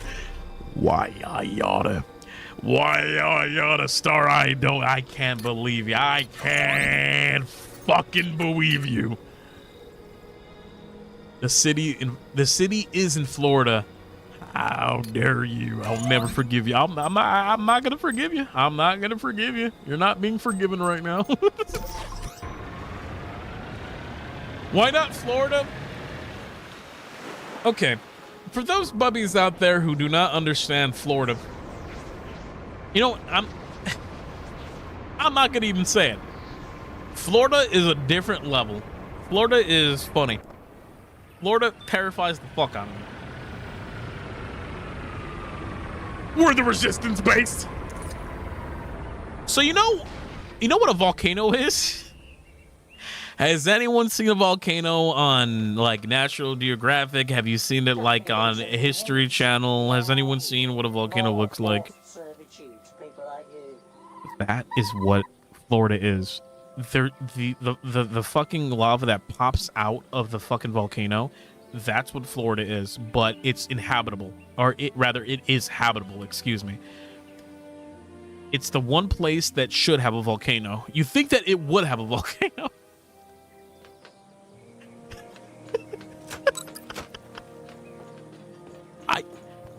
I've been to Florida. I've gone to Florida. Everyone, oh, Florida's a beautiful place. It's absolutely beautiful. One of the worst states in the world. I don't know why today's the day that I talk shit on my own home. You know, I don't live in Florida. I could talk shit. I come from Chicago. Chicago's like the worst place on the fucking planet Earth. Everyone wants to go to Chicago. Oh, let's go to Chicago, everybody. Let's get shot. Hey, Super, thank you so much for the super. Supper, thank you. My friend's fiance from France absolutely lost it when he found out how Americans say cul-de-sac. We Americans have been butchering language for ages. Cul-de-sac? That's how you say it. You're like, oh, where you live? In the cul-de-sac. I live in the cul-de-sac. Hey, Sweet Sugar, thank you so much for becoming a tiny little nugget. Welcome on in. Welcome on in, my friend. I'm sending an SOS signal. Bubbies, help, I'm in Florida. We're going to get you out of there. Don't you worry. We're going to get you out of there. There's a bubby in need. There's a bubby that needs saving. We're going to come there very quickly. Don't you worry. You stay put. You know, like when you're in school and they tell you how to do like a fire tornado drill and you're supposed to duck behind like the desk and like cower in the fucking corner like an idiot? Don't do that. Run! Get out of there! Run! Don't do that! I never understood that when I was in school. I remember we had a fire drill when I was younger. I was about I think I was like 4 or 5 years old. I don't know. I could barely even say anything back in the day. I was a baby, bro. And we had our fire drill for the first time. And they were like, okay, we're gonna do a fire drill, and it's gonna sound like a really loud alarm. Everyone be careful, okay? Everyone calm down. It's gonna be kind of loud, just a little loud. I'm like, okay. Like, when you hear the alarm, get in line and walk down the stairs, get down them steps, and head out in front door, all in assembled line. You'll be fine. Okay, sounds good. The alarm goes off. It's the loudest thing I've ever heard in my fucking life. Okay, this fire alarm, everyone's hearing it. There are people down the block that are hearing this shit, okay? They're not even in school. They're in their homes and you're hearing this fucking alarm go off. They said that it was only going to be a small sounding alarm. This thing was so fucking loud, by the way. It was so loud, I don't even know where to fucking begin. This shit was being heard from different planets, brother. fucking surge, a surge of fucking adrenaline goes through my fucking brain, and I run and glide down the steps immediately without a moment's notice. And my teacher is like, "Yo, get me, don't run, get me, don't. Where are you going? You're supposed to get in line." I'm like, "Bitch, I'm running. It's a fucking fire drill. What do you mean we're supposed to get in line? There's a fire, motherfucker." And I'm gliding down the steps. I'm running. I fucking fall down the steps. I sprained my ankle like an idiot. But I got out that motherfucking building. I'll tell you, I got out of that building. Because what are you supposed to do? Like, you want me to sit the fuck... Oh, this girl, my teacher, God bless her soul, she's a fucking lovely lady, okay? She's a great, fantastic, love her, okay? Absolutely love my teacher in 4th grade. But you, in a fire drill, when there's... Now, granted, this is a drill. This is not like a real fire or anything like that. It's not like a legit fire. But I'm pretending like it is, because I was like into it. I'm like, if there's a fire, do you get in line and assemble in order and fucking walk out like a good soldier? No, you run. You run away from the fire. Like, why? I'm ignorant. I know I'm ignorant, because I'm pretty sure there's a good reason why they tell children to do that. There's probably a very good reason why they're like, "Okay, kids, now I know there's a big burning, blazing hellfire in the lunch hall right now, and you probably might get 3rd-degree burns, but it's okay. Just get in line, and you'll be fine, and have a good, bright smile on your face, and don't panic, because if you do, you might die." Like, no, you're not. You tell me that. You tell me that. I'm running. I love life. I love living. I got nothing but life coursing through my veins. I got blood. I'm hungry. I love living. Get me the fuck out of here. I'm not trying to die. See ya. And that's why I ran as a kid. And I remember I got in trouble. And I remember I got detention for it too. That's the worst part. I remember getting detention for doing the one thing you should do. Running away from a fire. Like I said, I'm ignorant because, like I said, there probably is a very good reason why they do that for the children. Not for me. Not for me. Get me the fuck out of there. I'm running. By the way, Faye, thank you so much for the soup. I apologize. I had a roommate in college who was hard of hearing. A fire alarm went off the first week, and she thought it was her clock and ripped it out of the wall. That's funny as fuck. Gibby survives a horror movie. Yeah, dude. You know what? If we're in a horror scenario, it's like, did you hear that? There's something coming from the cemetery. Let's go investigate. Bitch, no. We're going around, we're going home, and I'm getting a fucking Bacon McJunior Whopper and having a fucking night with myself. Like, I am not trying to get killed. Okay? I have too much common knowledge. Okay, I've seen horror movies to hell and back. I'm going home and I'm going to eat potato chips, okay? You can't kill me. You can get injured or hurt other people. That's true. But the thing is, out with the old, in with the new. I don't care. I'm running away. A better example, tornado drill. You ever have a tornado drill in school? Like, once again, I'm like 5 years old. Now, look, children, I know there's a big fucking tornado coming through and wrecking havoc in the mess hall right now, but if you put your hands on your head and put your ass out against the wall, you'll be safe because a tornado can't rip through the school. I never understood it. Never understood it. I'm ignorant. I'm telling you, I never understood that. You had to, like, duck and cover beyond the wall and, like, put your butt out and just sit there. And I'm like, girl, what the fuck? Is a tornado gonna see my position and tell me, like, oh, it's okay, baby girl, I'm not gonna kill you? Like, is a tornado gonna see what I'm doing and go, oh, okay, it's okay, queen, I'm not gonna kill you? Like, no, the tornado is wind. It has no conscience. It's gonna fly the fuck out and kill me. Like, what? I never understood that shit. Also, Shiki, thank you so much for the super. And here we witness Gibby's trauma with his first fire drill. Okay, look, it's not trauma. It's more or less that I think it's stupid. Okay, like, you're in this scenario, right? You're a child in this scenario, and you see fire. Your parents have always told you to get away from fire. They never told you to assemble in a line and fucking smile while it happens. Gibby, you're making me smile, laugh so much at the hotel. You're at a hotel? It better be one of those hotels where they serve good brekkie fest. Nuclear drills? What?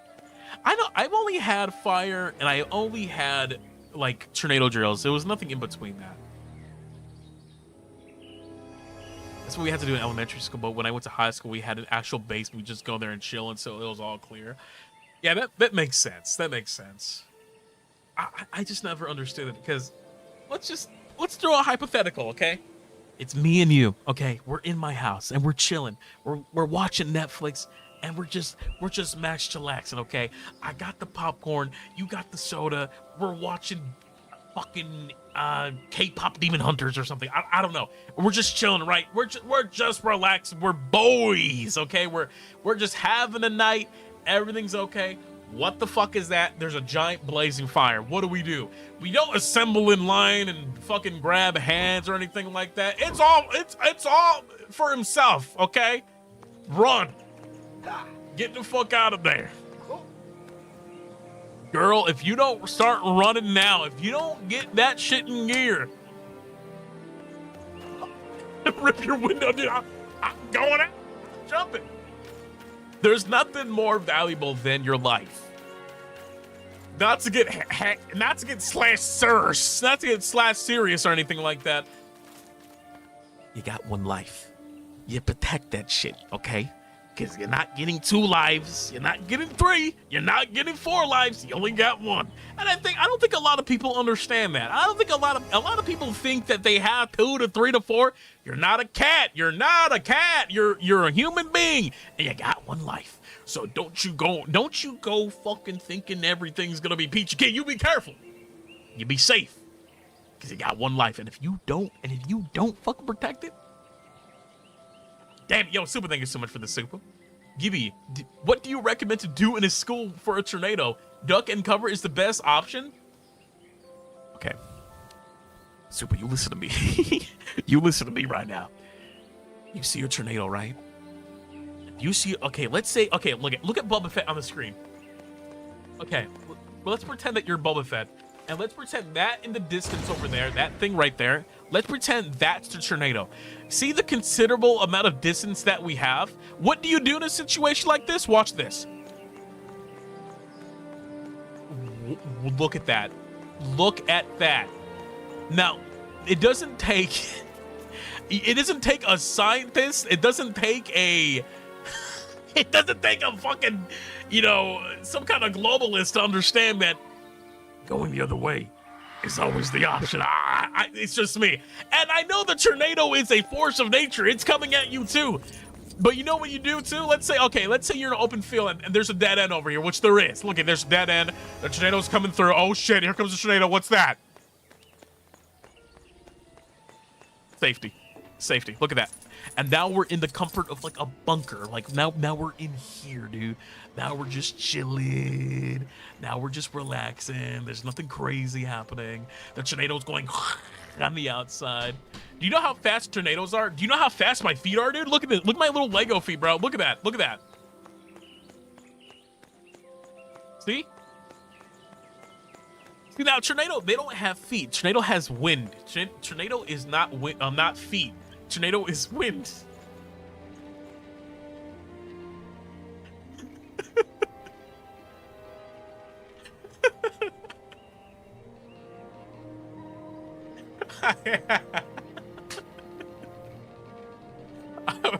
I'm a Midwesterner and I love weather science. Okay, now the last resort of a tornado. Now this is my opinion. Maybe you don't have an opinion. Right? So, okay, let's say that the tornado's right there, right? Here comes the fucking tornado, and you have no option. There is no bunker. There is no running away. It's inches away from you. You know what you do? You brave on the storm. You fucking run in there. You know, it's just like, fuck it, right? And you go towards the tornado, and the tornado's windy, it's blazing, it's scary, it's fucking, there's shit slinging left to right, and you're in it. You're in the dead middle of it. And you know what you do? Okay, now you're in the dead center of the fucking tornado, right? You know what you start doing? You start swinging. You start fucking throwing punches, throw haymakers, suplexes, anything to trip it up. I've seen it happen before. And then you win, and then you live to see another fucking day. Okay, the more I think, what the fuck?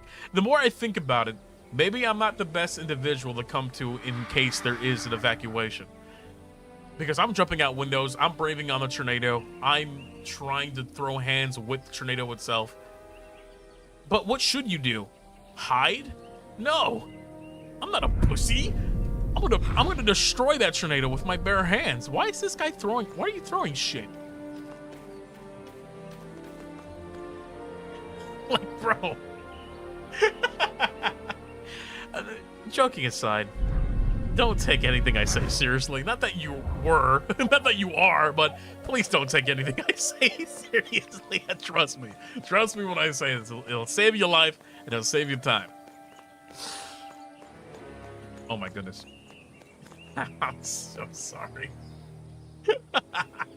I don't know why. I don't know. I will let you know, though. I will let you.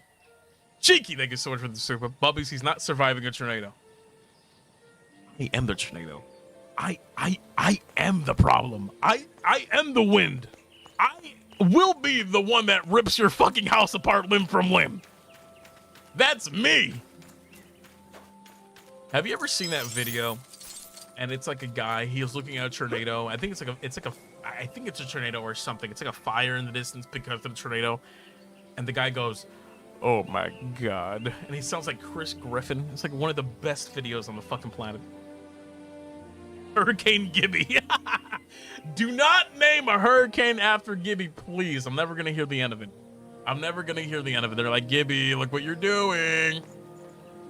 You're causing a ruckus again." See, I have never been. I have never had the misprivilege of experiencing a tsunami or a tornado in my life, and honestly, as ignorant as it may seem that I'm coming off as, it's because I am ignorant. I have never experienced these fucking crazy ass things before, and the only time I've ever experienced something like that is when I was in Japan. Experiencing an earthquake, it was the most scary shit I've ever seen and felt in my life. I never want to be in a scenario like that. So my heart is out to those individuals who always deal with that on a daily basis. Like, you guys stay safe, and I'm really glad that Japan is the one place in the world where I remember Jellymane told me, he was like, I would prefer having an earthquake in Japan than anywhere else in the world because it's probably it's the most safest in Japan. So when it had happened to me, I remember this was something unfounded by me. It was my first time experiencing it, and the fucking building was swaying side to side. So I was freaking the fuck out. But the fact that people every day go through, not every day, but from time to time experience earthquakes like that, I can't do that shit. I'm sorry. Like, I can admit that. I can admit that I'm scared. Like, I'm not trying to deal with that bullshit.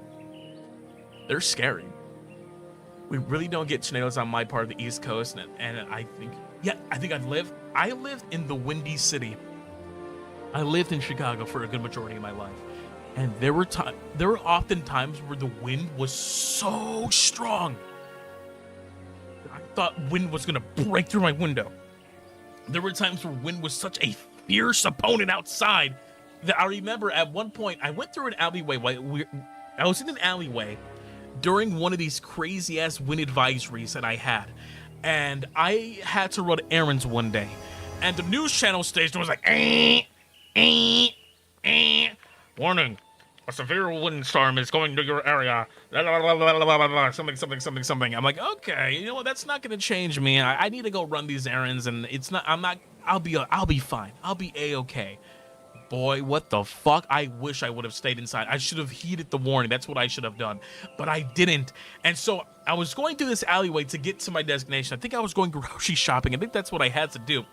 And the wind was going through the fucking alleyway, because you know how alleyways are like corridors, essentially. They're like, it's a building kind of like heavy area, and if you go through an alleyway during a wind turbulence kind of thing, holy fuck, I almost threw back, like, not my ass, like I almost like flew backwards.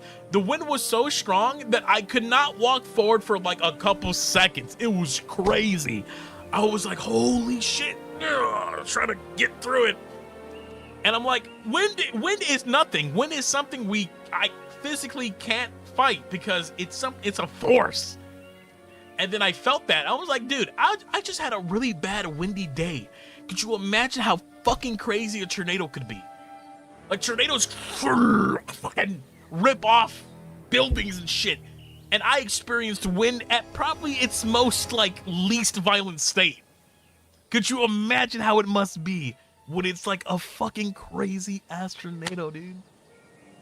Yo, Kieran, thank you so much for the 18 months. Guess who's gonna be rapidly approaching your Cosplay Mania meet and greet soon? Me! Be prepared, Goldbullet! I cannot wait to see you. I can't wait to see you guys.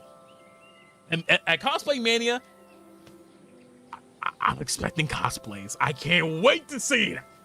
You gotta dress up. You gotta dress up for the occasion. I know that there are gonna be a lot. I hear a lot of rumblings. I hear a lot of the bubbies saying things. Sometimes word of mouth gets to me in some way, and I go, huh?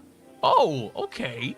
Maybe this is gonna be a very interesting Cosplay Mania. Let me see, teehee. I can't wait to see what's going on. So this Cosplay Mania coming up is gonna be very exciting, and we're gonna be doing something fun. ARMIS, we're gonna be doing something a little bit on the more fun side. I can't wait to see your reactions and everything. It's gonna be a blast. It's gonna be a good time. So if you're coming to Cosplay Mania, can't wait for you guys to be seated. You're gonna be entertained. You're gonna be very, very happy to see what we're doing.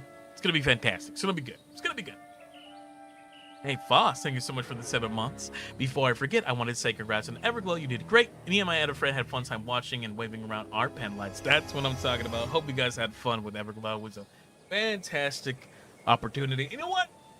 I think while we're on the topic of Everglow, I remember seeing one of the bubbies tweet out something that I wanted to talk about with you guys.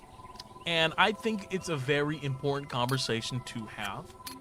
Let me go ahead and find a very nice place to have a conversation. What's a good planet to have a conversation on? Not Endor. What is that place? Maybe not that place. Looking for a good... What about this one? Let's see. Let's see this one. That's where we are right now. What about this one? Let's see. Looking for a cozy planet. Look for a cozy planet. Naboo. Crate outpost. No, not there. Ah, yes. Mustafar, the lava-ridden fucking area. Cloud City. Let's go here. Let's go here. Okay. After our concert that we had, which was very lovely, Everglow, all of us, every HOLOSTAR member was on stage. We had a lot of fun. It was great to record all that stuff. Nice to sing, nice to dance, do all that fun stuff. But there was a, wow, look at this place. There was a comment that someone had made on Twitter that I looked at and I thought about it, and I said, I thought this would be a great opportunity to bring this up and talk to you guys about this. And this is a good area to be talking about this. I love it. So, one of the bubbies, one of you guys out there, said, I'm very proud of the boys. It was super fun. It was super cool. And everyone was doing their thing. And I'm just really happy and proud that these boys got to a point where they can do all this fun stuff. Because from my recollection, we've never done something like this before. Everglow was something that was a big deal because HOLOSTARS, we never had a stage like that before. This was the first time we did something like this. Yes, we've done many songs and dances many a time, but this is the first time where we're all together doing our thing, which is pretty goddamn cool, admittedly. Like, that's really goddamn badass. And a lot of you bubbies out there, and it's not just you bubbies, there's a lot of Roseters, a lot of everyone from Armada, everyone from the Temporal, we're talking about how awesome it was, how inspiring it was, and everything like that. Everybody was absolutely happy with the concert generally, which I can't thank you enough for supporting us. Thank you so much for your undying passion and support for the boys. We love you guys just as much, and we appreciate you guys, and we wouldn't even be here without you guys. So you guys have a lot of power. Don't ever believe that you can't make things happen for us. It's because of you guys we have great things. So thank you. Thank you so much from the bottom of our hearts. We appreciate that. I can speak for everyone on that it was an absolute blast and a treat seeing your reactions, seeing you guys be happy, and just being there for you. But with that being said, there was a comment that said, and I'm not gonna say names. There was someone out there who was like, I'm inspired by this. I wish I had the talent. I wish I could do this. I wish I could do X, Y, and Z. I absolutely wish that I could be dancing on a big stage just like the boys. It's so goddamn cool. But I don't have it in me. I can't do it. I wish I could be, you know, an idol. You can do it. You can do it. You can do it. You can do it. You absolutely can. Okay? Because for any of you buddies out there who have ever thought this is a really cool, what the boys do, what the girls do, they're so cool what they do. They play video games and they sing songs and they dance and they go to these events and you talk to them and they're really handsome. They're really beautiful. And blah, blah, blah, blah, blah. This is not something that's completely out of your reach. If you ever wanted to do what I do or wanted to do what anyone does in this industry, in the VTubing related business, especially like this, don't ever doubt yourself not one goddamn bit, okay? Don't you doubt yourself, because a lot of people out there, they eat themselves out alive. They go, I'm not talented, I'm not good enough, I'm not X, Y, and Z, I'm never gonna be at this pace, I'm never gonna reach that level of, like, you know, talent. Yes, you can. Yes, you can. Don't you tell yourself, no, you can't do it. You absolutely can. Because I thought the same goddamn thing. I thought the same thing when I was applying for HOLOSTARS. Well, I don't even know. I was just like, this is a shot in the dark. Maybe it'll never happen. Maybe it's something. This is just a dream, you know. They're never going to pick someone like me. Because of all the candidates out there they choose, they're going to choose little old me. No way. Now, why would they do that? Now, why would they choose someone like me? And I had all these doubts in my mind, you know. I let them cloud my mind. I didn't really think about how cool I was. I didn't really think about how, you know, dope I could be.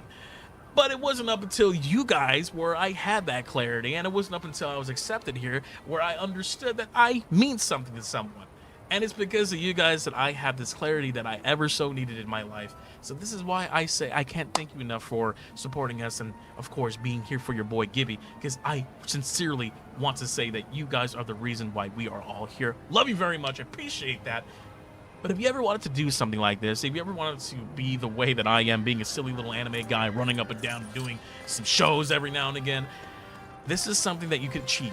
This isn't something that's going to be out of your reach. You just got to keep trying. You just got to put yourself out there. Of course, you have to stay motivated. You have to stay in gear. Okay? You can do it. I know you can. And I love you. I don't ever want to see my bubbies going out there doubting themselves, because you guys, that's the weakness that needs to be destroyed. You gotta strengthen that bond. I know sometimes it may not seem like it's in your favor, but keep doing it. Don't you stop. Don't you stop, God damn it. I love you. I just wanted to say that because I don't like seeing you guys sad. I don't like seeing anybody sad, for that matter. Hey Nita, thank you so much for the super. Once the mod is up, I'm clipping what you said for listing on the daily. Thank you, Mom. Of course, of course. Because there are times where I'm scrolling Twitter and everything like that, and I'm like making sure that you guys are doing a-okay. So when I see someone be so motivated at our like concert that they doubt themselves, I'm like, damn, I'm so sorry that you feel that way, girl. Like you got this. Don't. My bubbies are all talented. Each and every one of you has talent. Each and every one of you is beautiful, and each and every one of you is somebody. If you're here on this stream, you're somebody. You're not nobody. You're somebody, goddammit. Awesome, honey. Thank you so much for this super. Congrats on the Epico concert. I really enjoyed seeing you perform. I do want to ask, since you mentioned there's one lore in the concert, be honest, is there any Ghibli lore that we missed? Most of the lore that we do have right now is like, I think the word is to be TBA, to be announced. There's something coming up. Once again, I can't really speak too much about it, but there's something coming up that I think is gonna be well worth the wait. But you gotta let us cook. You gotta let the boys cook. You gotta let us cook. What is that? What is that? Fuck? Oh, that's the wet spot. I like backed my chair up and was like, why is it wet behind me? I almost forgot. Oh, I almost forgot that I dropped water earlier. Holy shit. What spot? The pee-pee spot behind me. I peed. Hold on. Let me see. Let's go to... What is this place? Oh, no. I'm going here. I'll try that. I got scared like Kenobi Fest. You got scared. You were shaking your pants. You were underneath your bed. You were so scared that my dog pissed. Yo, Han, thank you so much for the 2 months. Being in my final year of my degree, been having so many doubts about what I want to do, and it's really nice to hear that. Big love, mama. Hey, thank you so much, Han. I do appreciate that. What the fuck? Let me have a heart-to-heart conversation with you on a planet that isn't lightning and thunder. Holy shit. This must be from, like, the new movies. Look at this. Damn, this place is kind of pretty, though. Look at that. Look at these big-ass, like, ships in the distance. All these broken-down ships. This place is nice. This place is nice. I mean, it's a very nice planet. I want to tell you guys something on that note very quickly. Hold on. Let me fly. Let's go to Crate. We'll go to Crate. Crate. Good old Crate. When, let's land there first, because thank you so much, by the way, for the 2 months. I appreciate that. And, you know, I'm really glad that you're getting your degree and you're putting your foot forward and you're doing what you want to do. And what's Crate look like? Let's see Crate. Oh, wait a minute. Wait a minute. Let's look at Crate. Give me some Crate, baby. What does Crate have to offer us? Let's see. Rocks. What? Rocks. Yo, we got Crate. We got Crate. Yo, look at this Crate. Look at this Crate right here. Look at that shit. Ooh, it is pretty in here. I like it. Well, look, everyone's so busy. I always love that about the sets on Star Wars, especially one of my favorite episodes. Revenge of the Sith is one of my favorite episodes in the Star Wars like saga, and I always love in the beginning of the movie where you're in Hoth, you see Luke kind of like going through like, you know, snow, then he gets grabbed up by that big beast and everything like that. Then Han Solo has to save him, and then like C-3PO's like, I don't know, he's gonna fucking die, and then it's like, I just love the busyness of like areas like this in Star Wars, where it seems like a bustling life. Like even in somewhere like this, where it's like a bit more rocky, there still is a lot of work to be done and stuff. I wanted to say, maybe to kind of level out with some of you bubbies out there who don't know where life is going. I have been there before.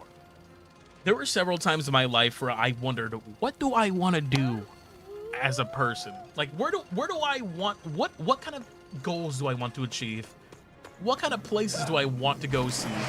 And how do I achieve this thing? And truthfully, I have always had an idea of what I wanted to do. Because what am I passionate about? I love playing video games and I love drawing. You know, those are two things I like. And I love being in a community, and I love being able to talk as much as I do. So I kind of guided myself towards sources that allow me to have those things that I like. And eventually, it got me here. If you have a smallest amount of prospect of what you want to do as an individual, you eventually will lead yourself to where you want to be in life. It may not be evident. It may not even be. It may not seem like you're going to get there. You might seem even a bit aimless. It might seem like you're not going to be anywhere. But as long as you know what you want in your heart, as long as you understand your likes, as long as you understand your hobbies, as long as you understand what you're most passionate about, that will naturally guide you towards where you want to be in life. And that will happen organically. It won't happen like on instinct. It will happen because you want it, and it'll happen because it's in your blood. It'll happen because it's destiny. And that's how I feel about being here with you guys. That's how I feel like being here with you guys. And let me being here be proof of that concept, because truthfully, if you told like little Gibby when he was like 10 years old that he would eventually be like an idle man playing video games and dancing and singing and doing all this shit, like, I would have been like, you're lying, you're flubbing. You know how hard it is to get there? If I told smaller Gibby, you're going to Japan, you're going to have a lot of fun, you're going to meet great people, and you're going to have great opportunities, I would have never believed you. But yes, it absolutely is inevitable. So if you think about this, if you're going through college work, if you're going through uni work and all this stuff, and you're having a hard time and you're wondering what am I going to amount to, and is this going to work out in the end? It will work out in the end. I know it will, because it worked out for me, and I have been completely aimless for a good chunk of my life. And it's because, once again, I'm glazing you guys. I'm gonna give you another thank you. It's because of you guys I realized that there's a lot of things in my life that have value. There's a lot of things that have meaning, and you're one of them. I love you guys to bits and pieces. I do. So if you're like a bit aimless like I was, like, you know, wondering where life is going to lead you, it's going to lead to something great. It's going to lead to something great. I'm crying in the club right now. This is my positive motivation I'm trying to give upon you, because you guys, I haven't done this in a while. I feel like I don't really, what's the word? I say that I love you guys a lot, and I truthfully do mean that, but I wanted to make it seem like this is sincere. I'm not trying to fucking just throw words out there because I'm like, oh, here's some good vibes and everything, yeah. Like, no, this is something I sincerely mean it, because I don't want it to be conceived in a way where it's not truthful. I don't like ever wasting, like, you know, my energy and your energy on something that's completely fruitless. Like, I hope someone out there hears what I say and takes into consideration, because I really want what's best for each and every one of you. And yeah, like, maybe a lot of people would say, like, oh, but they're strangers and you don't know what they are. But, like, they're not strangers, they're my friends. Like, you guys are my boys too. You're my bubbies. I love each and every one of you. Like, yeah, maybe we are strangers in the sense that we don't know each other's last names, and we don't know each other's, like, you know, every little goddamn detail and everything like that. But to say that you guys aren't my friends is weird. Like, I don't know. Like, I hang out with you guys, like, ever since I appeared. Like, ever since I got to be a part of HOLOSTARS. And to say that you're under my boot, to say that you're not, like, you're exempt from ever, you know, being friends with me is bizarre. I love making friends. It's the best part. Baxter. That's not my God damn it. That's not my last name. We do know your last name. It's HOLOSTARS-EN. God damn it. There's a place that I've been to here. I have it in my mind. Where is it? Is it here? Is it here? No, is it here? There's a place that I remember going to. It's not that. It's like a bit Temple Island. Is it Temple Island? Let's go here. I think it might be this one. Mr. HOLOSTARS Gaston. Aren't you Goldbullet? Don't listen to a word Jurard says. I remember him joking about that when Ruse and I collab playing Marvel Rivals, which is a lot of fun. Oh yeah, by the way, very quickly, I wanted to mention this. I haven't talked about this yet, but I had a collab. I had a collab with a couple of great friends, a couple of really. Oh, this is the planet. This is the planet that I was looking for. I remember this in my mind. I had the ideal in my head. I had a collab. It was a Aya from Niji Sanji invited me to play D&D with some friends. I think it was Vanta. It was Skara, who I had no idea who Skara was. And of course, Xander, who is a very lovely individual. I need to talk to Xander more. I remember Xander and I were really connecting on a, I would say, a very good level, because before stream, we were talking the fuck ton of back about Deadlock. He only recently got into Deadlock. So we were talking about Deadlock before stream happened. And we were just yapping. And I remember Aya was like, okay, I know that we're talking about Deadlock, but we have to focus on our D&D session. And I felt bad because I was like, we were really yapping on about it. Xander, I really want to get close to just a bit more. Just because he seems like a really swell, fun guy to talk to. Xander is an absolute, I feel like he's BFF material. Like, if I go out of my way just to talk, I need to do that. I need to talk to Xander just a little bit more, because he seems like a legit fucking bro. Like, the way that we were talking off stream, I was like, this guy gets it. This guy, he could be easily one of the boys. I just got to reach out a bit more.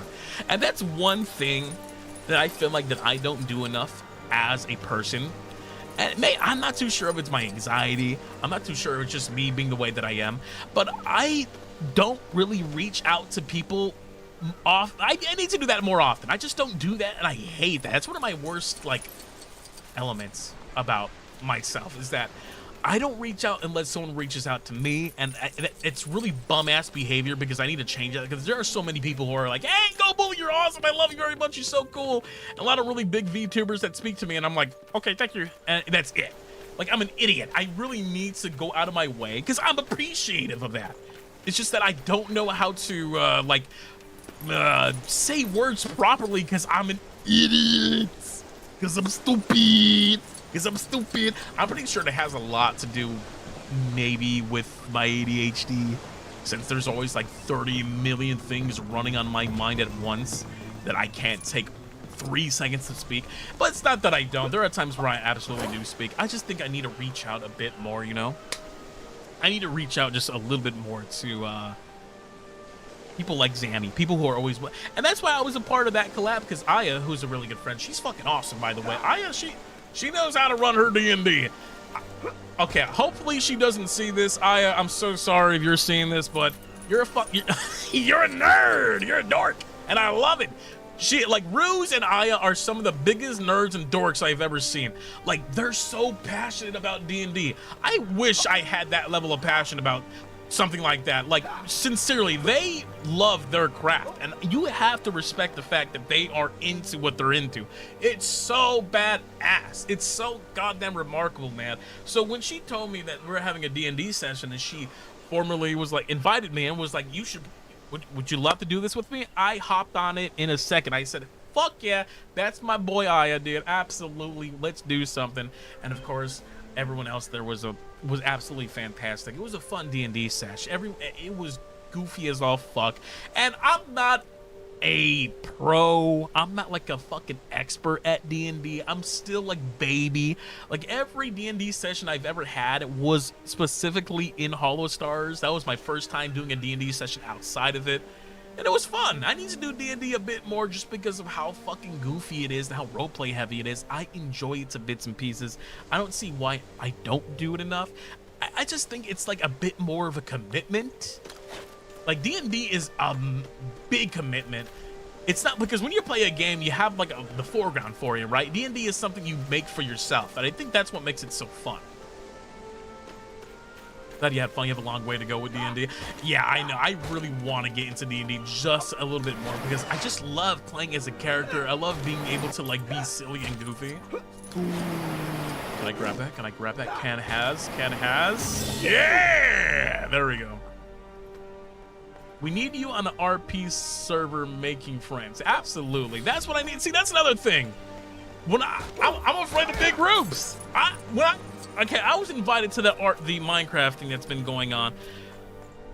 I don't know those people. See, I'm a little pussy boy, dude. I get scared easily. I see all these heads I don't know. I see some of them that are familiar, but most of them I don't know who they are. I have a tough time making friends like that. So it's just like, I'm glad that they're having fun and everything like that, but I ain't got the guts. I gotta get the guts, though. I need the chutzpah. I need the guts. I gotta grow them. I gotta grow them out just a little bit more. One step at a time. Yeah, I'd take big, slow steps. I take big, slow steps. I gotta pick up the pace, you know? It's not like, once again, love me. I think I just need to hang out with anyone I've ever had like the privilege to talk to, and Niji Sanji has always been a blast, by the way. Like, they have been nothing but sweet. Very sweet people to me.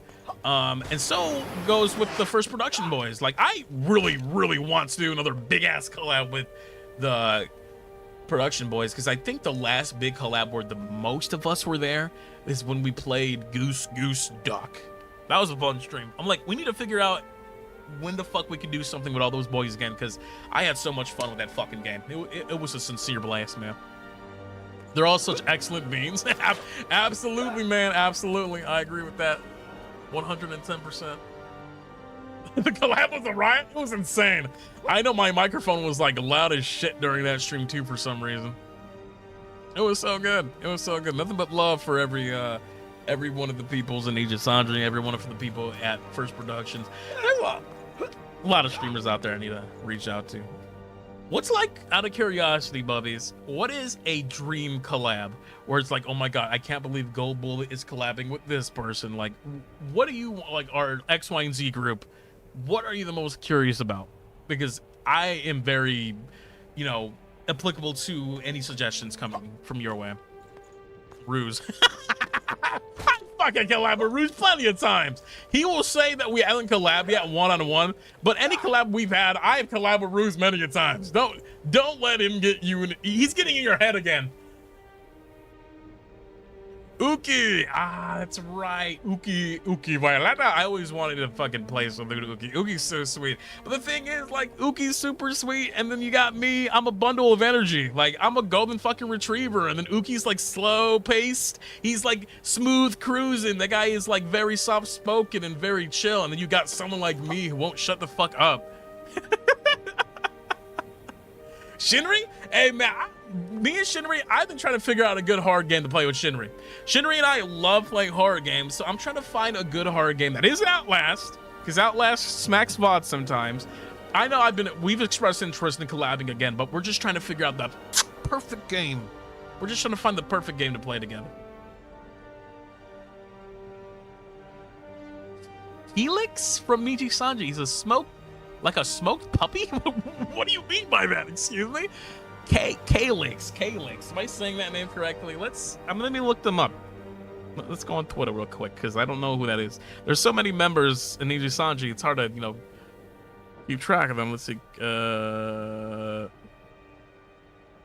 Kalix D Bonaire. Oh, I know this guy. He's got funny glasses. Look at this guy. Nice chin, brother. Look at that chin, brother. Yo, let me get your chin.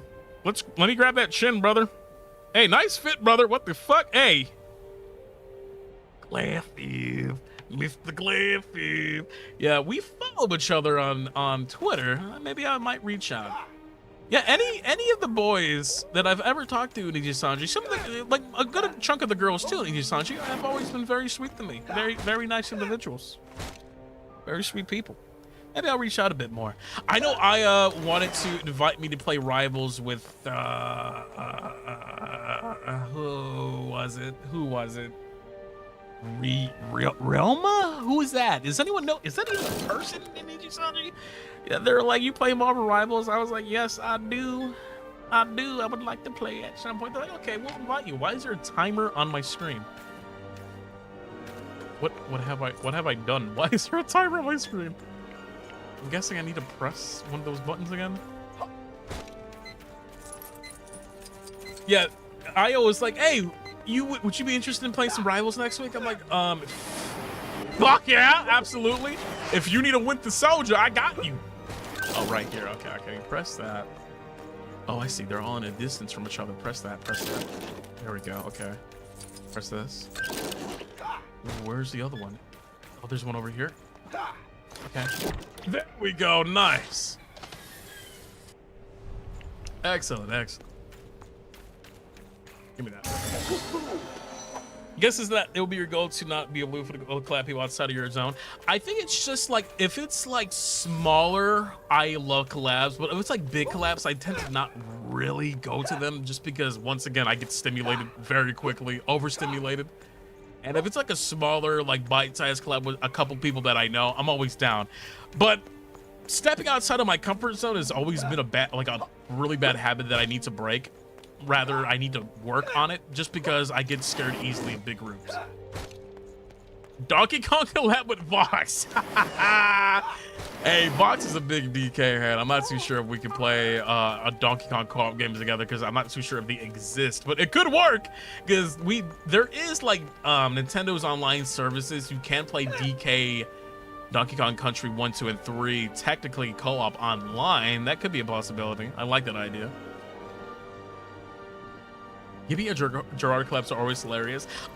I always consider ARMIS collabs to be a collab between each and every one of us. Like, I remember when we first started streaming all of us together, we all did one-on-ones together. It was like Octavio and me, we played RE5, Jurard and I played like Bigfoot something, but Ruse and I never did anything. But Flay and I played Rivals of Aether together, so I consider that to be a collab between Ruse, and Flay and I. Like, I technically have collabed with Ruse many a times. He just does not want to admit it for some reason. Don't let him get in your head. He'll get to your head, and he will make you believe that we've never done anything together. The fucker. How do I get over there? There's something over there. Let's see. You hate him. I love it. I spent the first fucking, like, 10 minutes of this stream talking about how much I love Ruse. Talking about how I don't hate him. And this whole, you hate me. He always says that. I love him. Ruse just wants one-on-one time with you. I've always, okay, I've gone out of my way to express interest in playing fucking Hunt Showdown with him. And he's always like, I'm busy. Okay, all right,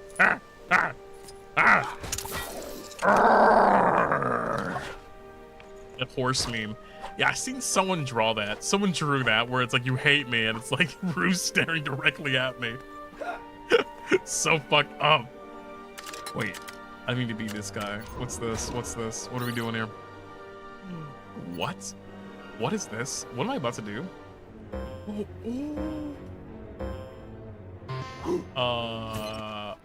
Hold. Wait, hold. Glider. How do I use the glider? Okay, we got the glider. Yeah! What? wait. Go back. Okay, let's do this again. Ooh. Okay. What? You have to. Oh, we do it again. Okay, we got this. We're gamers.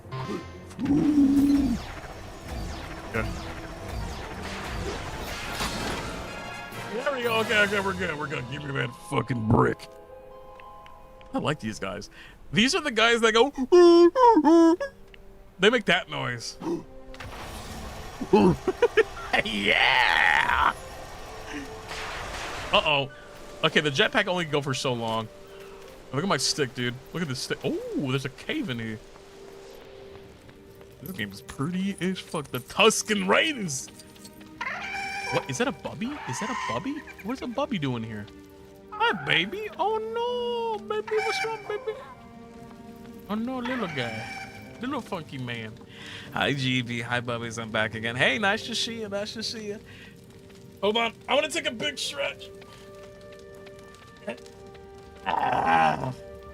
Big stretch. There we go. Open that shit. There we go. What's in here? Break that. Whoa! Yankee with no brim. What's in here? What is this? My spine is crunchy. Okay, bubbies. I need your help. You listen to me. Okay. Now, don't answer this if you don't want to, okay? Let me make that clear very quickly. Okay. I know some of you bubbies are in your 30s, some of you are in your 40s. I'm getting there. I'm 29. I'm gonna be reaching the big 30s very time soon. Does your knees give out? Do your knees just start hurting after a certain time? Because I'm already feeling that shit. What's going on? What's happening? Why the knees? Why my knees, dude? Yeah, it does. Yeah, sometimes. Yeah, dude, my right knee. What the fuck? It's been just doing something lately. Let's I gotta go up here. What in the world? My left knee makes a snap, cracking pop sound. The thing is, the other day, man, I overestimated jumping over.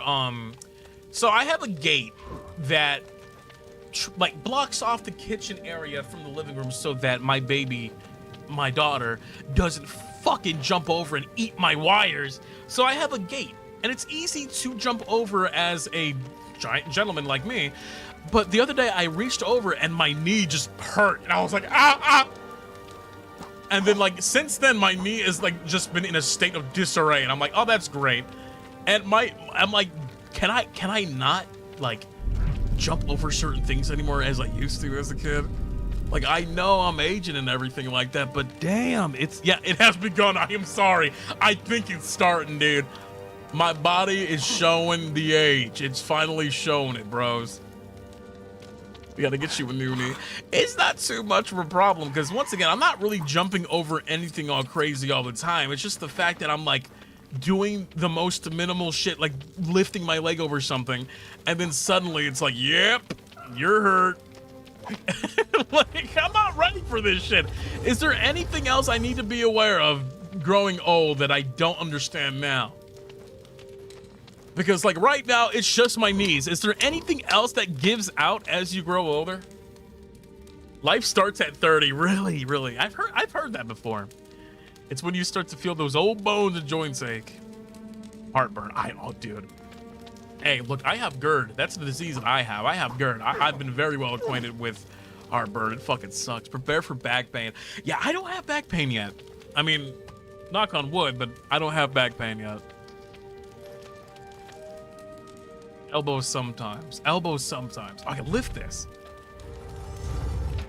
Damn, that was heavy. Okay, this might be able to help me now that we have... There we go. That's what I'm talking about. Yeah, back pain is something I've yet to have happen. It's just me old joints. Me old joints. Lucky I'm in my 20s and I already have back pain. That's crazy. Can I lift this out? Can I lift this out? Can I grab this out? It's funny because, like, the other day, when I was a kid, dude, oh my god, I was able to, like, absolutely go fucking crazy on, like, a bag of fucking Cheetos, right? I would be like, bag of Cheetos, yum, yum, yum, yum, yum. But if I do that now, I get heartburn. I'm like, what the fuck? Give me that. Like, brother, I used to be able to eat a bag of Cheetos by myself. Now I gotta consult, like, the sodium levels and all this shit. I'm like, boo! Boo, this sucks. Oh, oops, sorry. Sorry, little guy, come here. I don't want to choke that guy. There we go. I'm 26 and so unfit and horrified about crawling towards the 30. You know, it's funny because I have a good friend who, like, is... I think she's 32 years old, and she's talked about, she's like, I really want to start exercising, but I'm scared of sweating. Girl, that's a part of it. Like, if you're sweating, you're doing something right. If you're exercising, you're sweating, that's your body's way of telling you, damn, you're doing some work, and I'm gonna help you. And I know that. You know what? Let's get it. Answer this if you'd like to. Let's see a raise of hands if you work out. Who jogs? Who's working out? Who's on the treadmill? Who's outside walking? Who's lifting weights? Let's see a raise of hands. Let's see it. Let's see those hands. Come on. I'm curious. Genuinely curious. Once again, you don't have to answer if you don't want to. I love walking. Does dancing count? Absolutely. Hey, dancing's moving your body. Dancing is moving that body. Absolutely. I mean, I start and I stop all the time. No. Sophia, thank you so much for the reminder. Appreciate that. It's going up, down at 5 feet floors daily to exercise. Yes. Oh, yes, it is. If you're working out them glutes, if you're going up and down steps, that's probably like the best way you could exercise your legs specifically. When I was younger, when I was a little boy, my family used to fucking crack jokes at me all the time because they were like, yo, brother, you got funny looking chicken legs. I had some scrawny little legs when I was a kid. Mind you, I'm like 10 years old. I had little legs. And it was the funniest thing to me because I'm like, you know what? I do got skinny legs. I wonder how I grow my legs to be nice and thick one day. Bro, I got horse legs now. I got horse calves, dude. I wish I could show you what my legs look like, brother. I have legs so strong. Like, if I lift it up like this, hold on. Let me see. If I lift it up like this, you can't see it, but you can see the bone structure of my kneecap and the fucking muscle on the side. Like, because I have done so much walking and not even running. I'm a big boy. If any of you guys are heavyweight like me, I breathe heavily, especially when you can't catch your breath, because I have a heart condition as well. Running is like, sometimes it's an option for me, sometimes it isn't, but I got my legs nice and strong simply because I like to walk. Doing some walking would do you some justice, okay? So working out, it doesn't have to be overexertion. You don't have to go like run 8 billion miles or something. You just need to have a steady exercise where you are getting out and being active. You're being active. Slap it.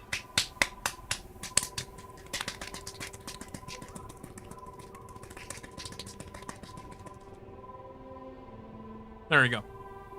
There you go. My legs like Jello. Yeah, it's cute. It's cute the way that you said that. Oh no. But how else will I make my way downtown? Hey, you know, like, once again, there's nothing wrong with being a little chubby. Everyone would probably have you like believe that if you're like slightly chubby, suddenly you're inactive, suddenly you're like, you know, you're just terrible. How dare you be a little chubby? Bros, I'm telling you right now, I got a little belly. I got a belly, boy. I got a big old fucking little belly, okay? Like, it's getting there too. It's getting to a point where I gotta trim the weight a bit, honestly. Well, that's just the way it is, okay? That's just the way things happen to be. I love food way too fucking much, okay? Everyone's like, oh, you should be chiseled and beautiful and blah, blah, blah, this and that. No, I love food way too fucking much, okay? Like, I'm never gonna have the fucking, I will admit that I love food so fucking much that I know I'm never gonna be to the point where I'm like glorious fucking chiseled fucking stomach and all this shit. Like, no, dude. No, not while food is in my life, okay? No. Let's go to Hoth. Look back to Hoth. That's funny. Having a soft body is great for cuddle. That is true. See, you understand. You understand that. If you have a soft body, you're getting grabbed, you're getting hugged. Come over here. Let's get the squeeze, okay? There's nothing wrong like that. And sometimes, you know how difficult it is to be a soft individual? I've tried doing that. I can't be soft. Unfortunately, I'm a very firm, hard person. I know that sounds weird, but I'm like firm to the touch. I'm like a brick house, unfortunately. The only thing that's like remotely squeezable, I hate to say this, is my belly and my tits. Okay, that's about it. I'm telling you that right now. Oh, let's change characters. I like this guy. That's it. Everything else in my body, I wish I was soft. I'm not soft. I hate that I'm like a brick house. Strong fat. Yeah, baby. Yeah, son. How do I get in here? Yeah. What's that? What's that? Okay, there's a brick in here. I just don't know how to open the damn thing. Built like a wall. Man, I'm soft and small. My life is a cartoon. I keep getting scooped. Absolutely. Absolutely. But truthfully, if you wanted to start exercising, please don't make big strides if you haven't done it yet. Just take it a little slow at first, okay? There's nothing wrong with that. Just take things slow. I don't want you guys to fucking go out of your way and break your leg or something. That's the last thing I need you guys to do, okay? Quick announcement, folks. I'm all skin and bones, and I can't gain weight to save my life, perhaps one day. Thank you. That reminds me, not everyone can gain muscle or weight like normally. Hope you're ready for it. It's funny because, like, I think about that often because I have a friend who has been exercising for years. He's been doing exercises about every day, and he struggles, like, gaining muscle. And I'm like, because, of course, once again, I'm a little ignorant. I don't understand how that works, but I know some body chemistry is different, and some people like gain and lose weight all differently. For me, I have a pretty decent metabolism. I'll eat like a quarter of a fucking, like, you know, my own weight. And of course, I'll gain weight, and it's hard to lose weight. But I gain muscle like you wouldn't fucking believe it. Like, if I gain muscle, it stays on me. It does not leave. If I wanted to lose muscle, I'm having a bad time. How do I open this? Do I need a villain? Let me, hold on. Give me... Where's the OG Stormtrooper? No, that's... Sand Trooper. There we go. That's the one I want. Ready for duty. God, I wish that were me. Dude, same. Yeah, it's hard for me to lose weight, and it's really easy for me to gain muscle. I've been training for this my whole life. Oh, shit. Just throw a nade on it? Damn! Okay, there you go. His metabolism is the speed force. Only at the HRC I can gain muscle, and it's not much since I don't work out that much. Yeah, I think it's just like, for me, making it a part of like, I'll feel terrible if I don't work out in a week. Like, I have to make sure if I'm not going to exercise throughout the week, then at least one day through the week do I need to go out and just do a little bit of walking, you know? Just one little day. Like, if I'm going to, I'm lazy as fuck. I'll be honest, I'm lazy. There are times where I'm just like, I don't want to walk outside. I just want to stay inside chill, you know? I'm not feeling it. Ooh. Wait, what is this? Did I just change my weapons? How do I open this one? Oh. I want to change to Mando. Mando. There we go. You can easily lose weight fast if you start eating less calories, if I'm not mistaken. I could be wrong, though. I think, wait, is that really just easy to open? There we go. Nice. I'll take that. I'm trying to think I've been of, training for this my whole life. remember the first time I had a heart attack. I know that sounds crazy. A lot of you guys are very aware of the fact that I had a heart attack before. Please, for the love of God, I'm going to tell you the story again for you newer bubbies out there, okay? I had a heart attack at 24, which is crazy. That's crazy work. A lot of people don't know that about me. Some people are like, holy shit, like, that happened to you? Yes, it absolutely did. And the reason why that happened to me is because I was on a strict red meat diet, and I was trying to gain a lot of lean muscle at the time. And I was doing this process called bulking up.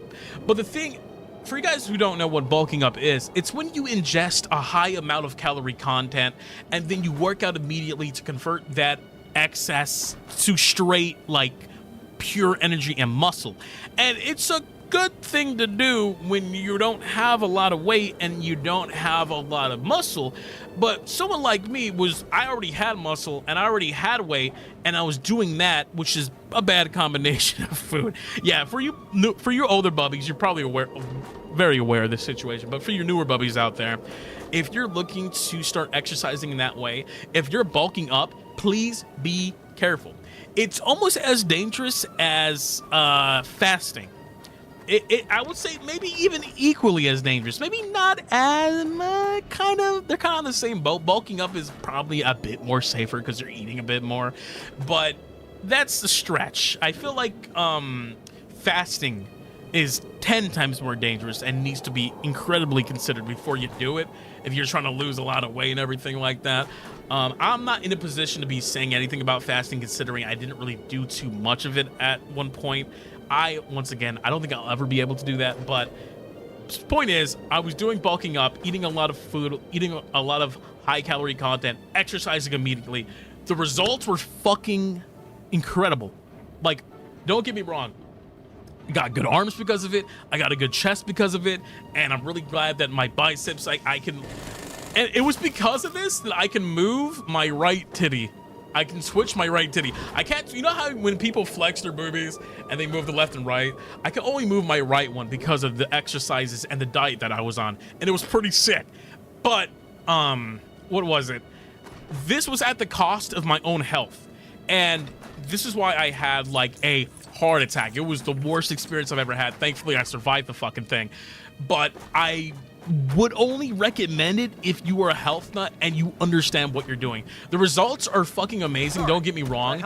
I'm not gonna say that it was worth it, because it's never worth risking your own life, in my fucking opinion. I would advise just be very careful if you're going down that route in terms of exercising, because I had a bad experience with it, is all. Multi-grains and cereals are very important.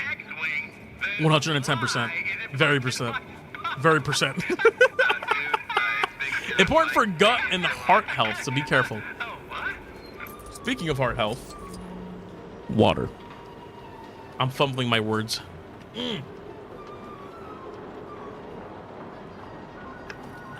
There we go. Another thing I should probably tell you, health-wise, you're not going to believe me when I say this. Aloe vera and coconut water are the best drinks that you can have. Dude, aloe vera drink and the coconut water, They will wake you the fuck up, man. Coconut water especially, dude.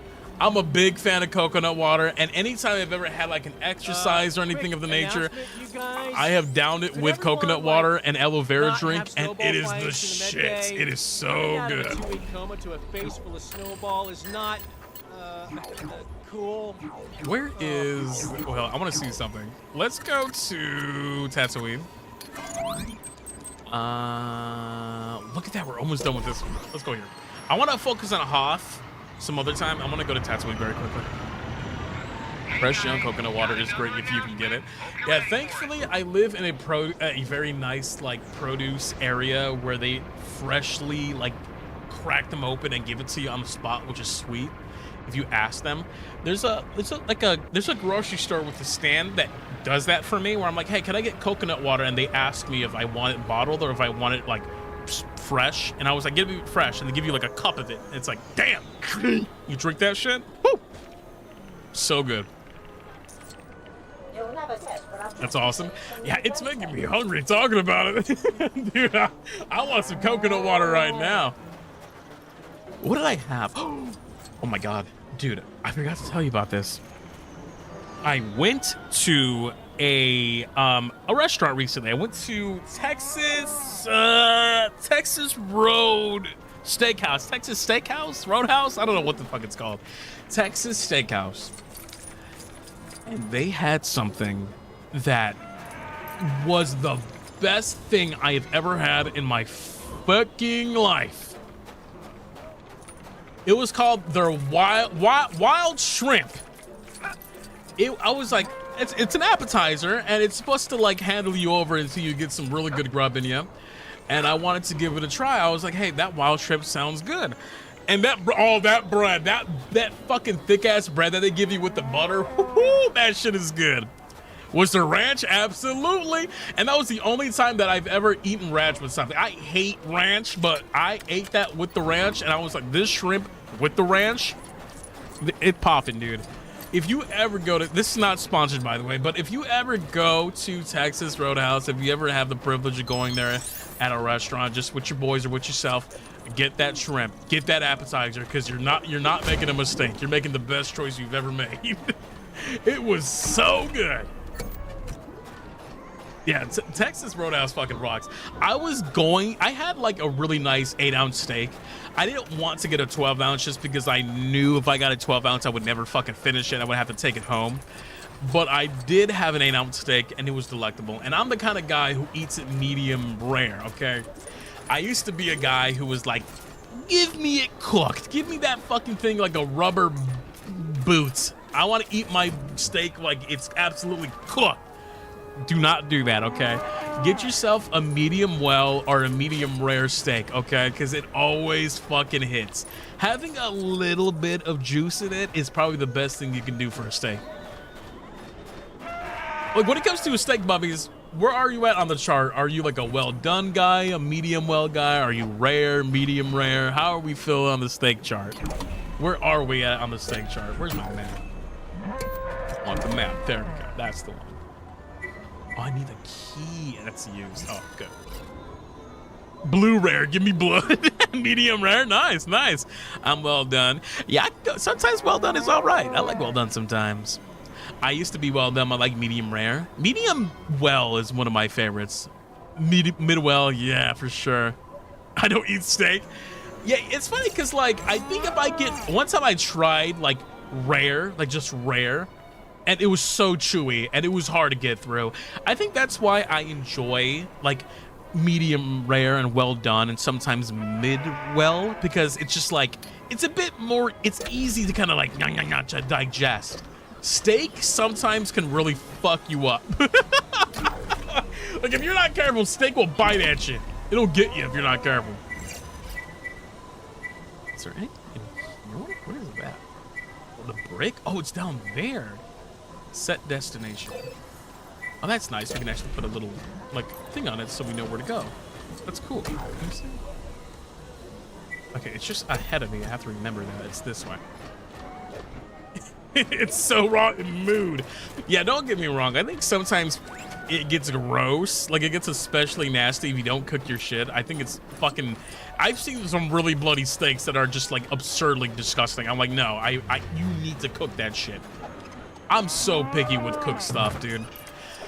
I used to... Oh, my God. I used to know someone, and they would cook their steak, and they would cook their baked chicken, excuse me. And there's nothing more fucking insulting in my life. Okay, I don't want to come off as rude. I don't want to come off as rude, okay? I really don't want to seem like if you cook, you have to make everything perfect. There have been times where I've cooked meals for myself and they are absolutely like not the best. I've had a lot of times where I cooked something for the first time and I flopped it up and it's not the best kind of item that I've eaten or have ever had served. But there is one person in my life, and I think they are like an accountant now. We've gone long ways since then. I don't really talk to them too much. We were good friends, and then they got into like the big business industry, and we stopped talking. But really good friend nonetheless. They didn't know how to cook chicken for shit. They didn't know how to cook chicken for shit.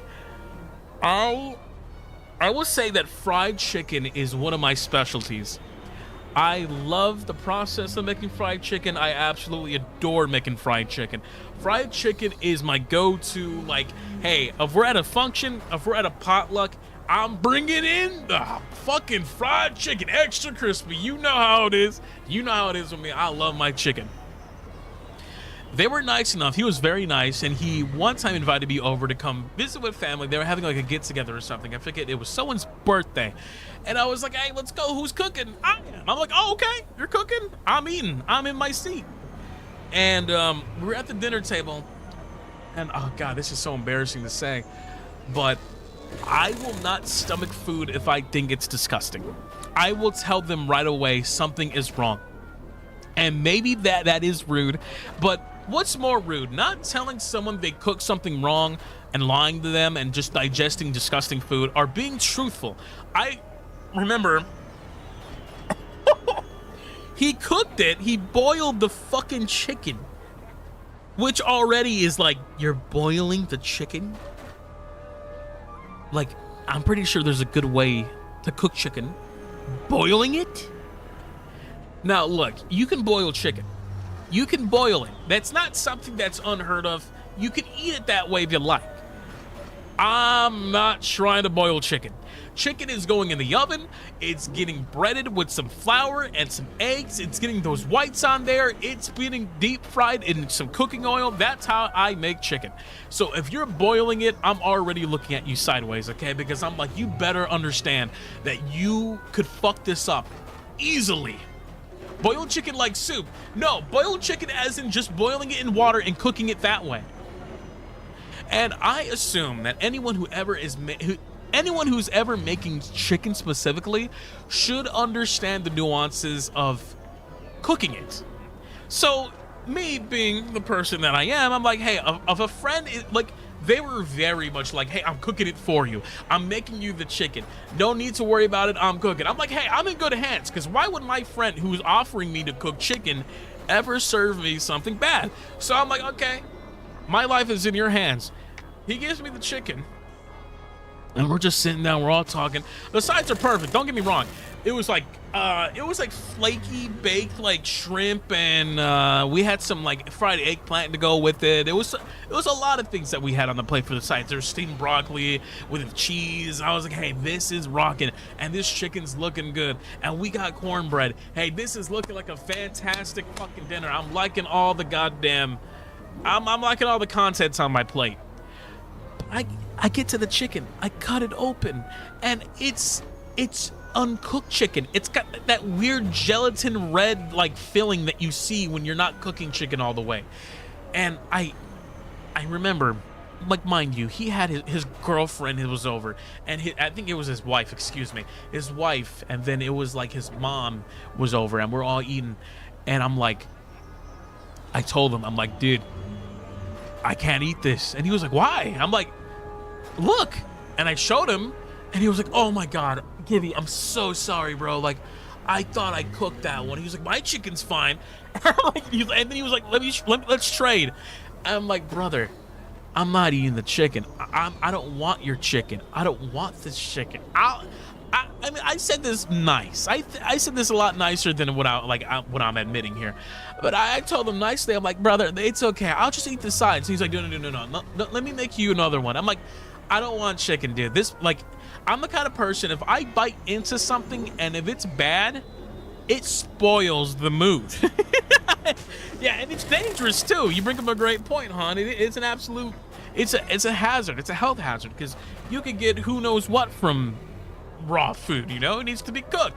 So I told him nicely, I said, I don't want boiled chicken. I think chicken needs to be prepped a certain way. I think if you boil chicken, there is a I'm not gonna be mean. Because everyone makes chicken a different way. I was gonna say there's a special place in hell for you, which there is, but I don't want to say that. I'm gonna say if you boil chicken, God bless you. Okay, may I love you, and may harm never come your way. may harm never come your way. Okay. So I remember eating at that dinner table, but once again, the sides were great. The shrimp was good, and having all that fucking eggplant was awesome because it was fried eggplant and all that shit. But at the same time, I was just like, man, that's like the most important fucking meal, dude. That's like the most important thing to a meal is chicken, and you done fucked it up.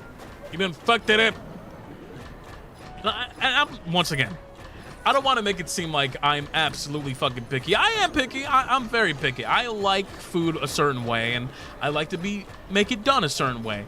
And anytime I've ever made food, it was always under the guise that I would make this knowing that I could also eat it myself.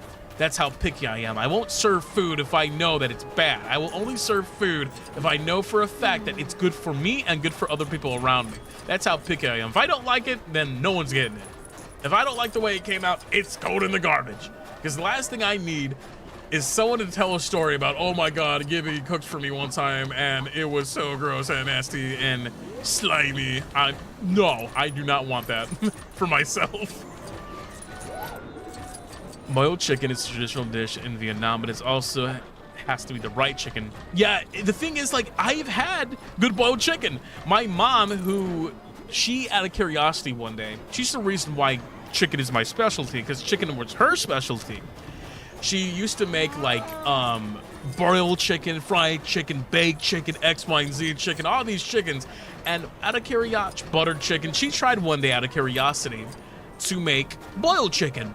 And I was like, Mom, I'm not too sure if that's a good idea. But she was like, Gibby, trust me. I think I'm going to try this. And if it's not good, then, you know, we'll buy something out to eat. And I was like, okay. But damn, she slayed it. Damn, she killed that shit. It was good fucking boiled chicken. So this is not coming from a place of ignorance. This is coming from a place of experience, rather. But 10 times out of 10, if I'm getting chicken, that motherfucker better be fried. You better believe that it better be seasoned too. I'm letting you guys know right now. I'm letting you know right now, okay? There's nothing. Season your food. Season it. Let it be any seasoning, because there's nothing more criminal when someone doesn't season their chicken, okay? You must season your food. It could be steak. It could be literally anything that needs to be seasoned. You gotta put something on it, okay? You're a bubbie. If you're a bubbie, if you're here and you're a bubbie, I will let you know. I'm gonna let you know right now. You are not allowed to unseason anything. You cover that motherfucker, Bubby. If I catch you unseasoning your food, your chicken, I will find where you live.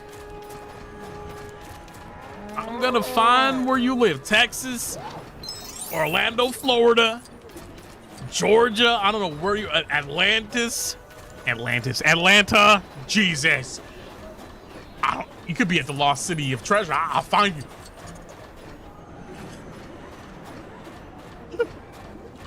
But my inflammatory issues, hey, you get the pass, okay? You have inflammatory issues, I understand. You could be at the lost city of a fucking Atlantis in El Dorado and I'll find your ass. I'll find that city in a minute. I've had Arguments about my mom about seasoning food properly. It's funny that you say that because oh my god, I don't understand the process of not doing it, you know? Like, maybe it comes with the food, maybe it depends on what you're creating, right?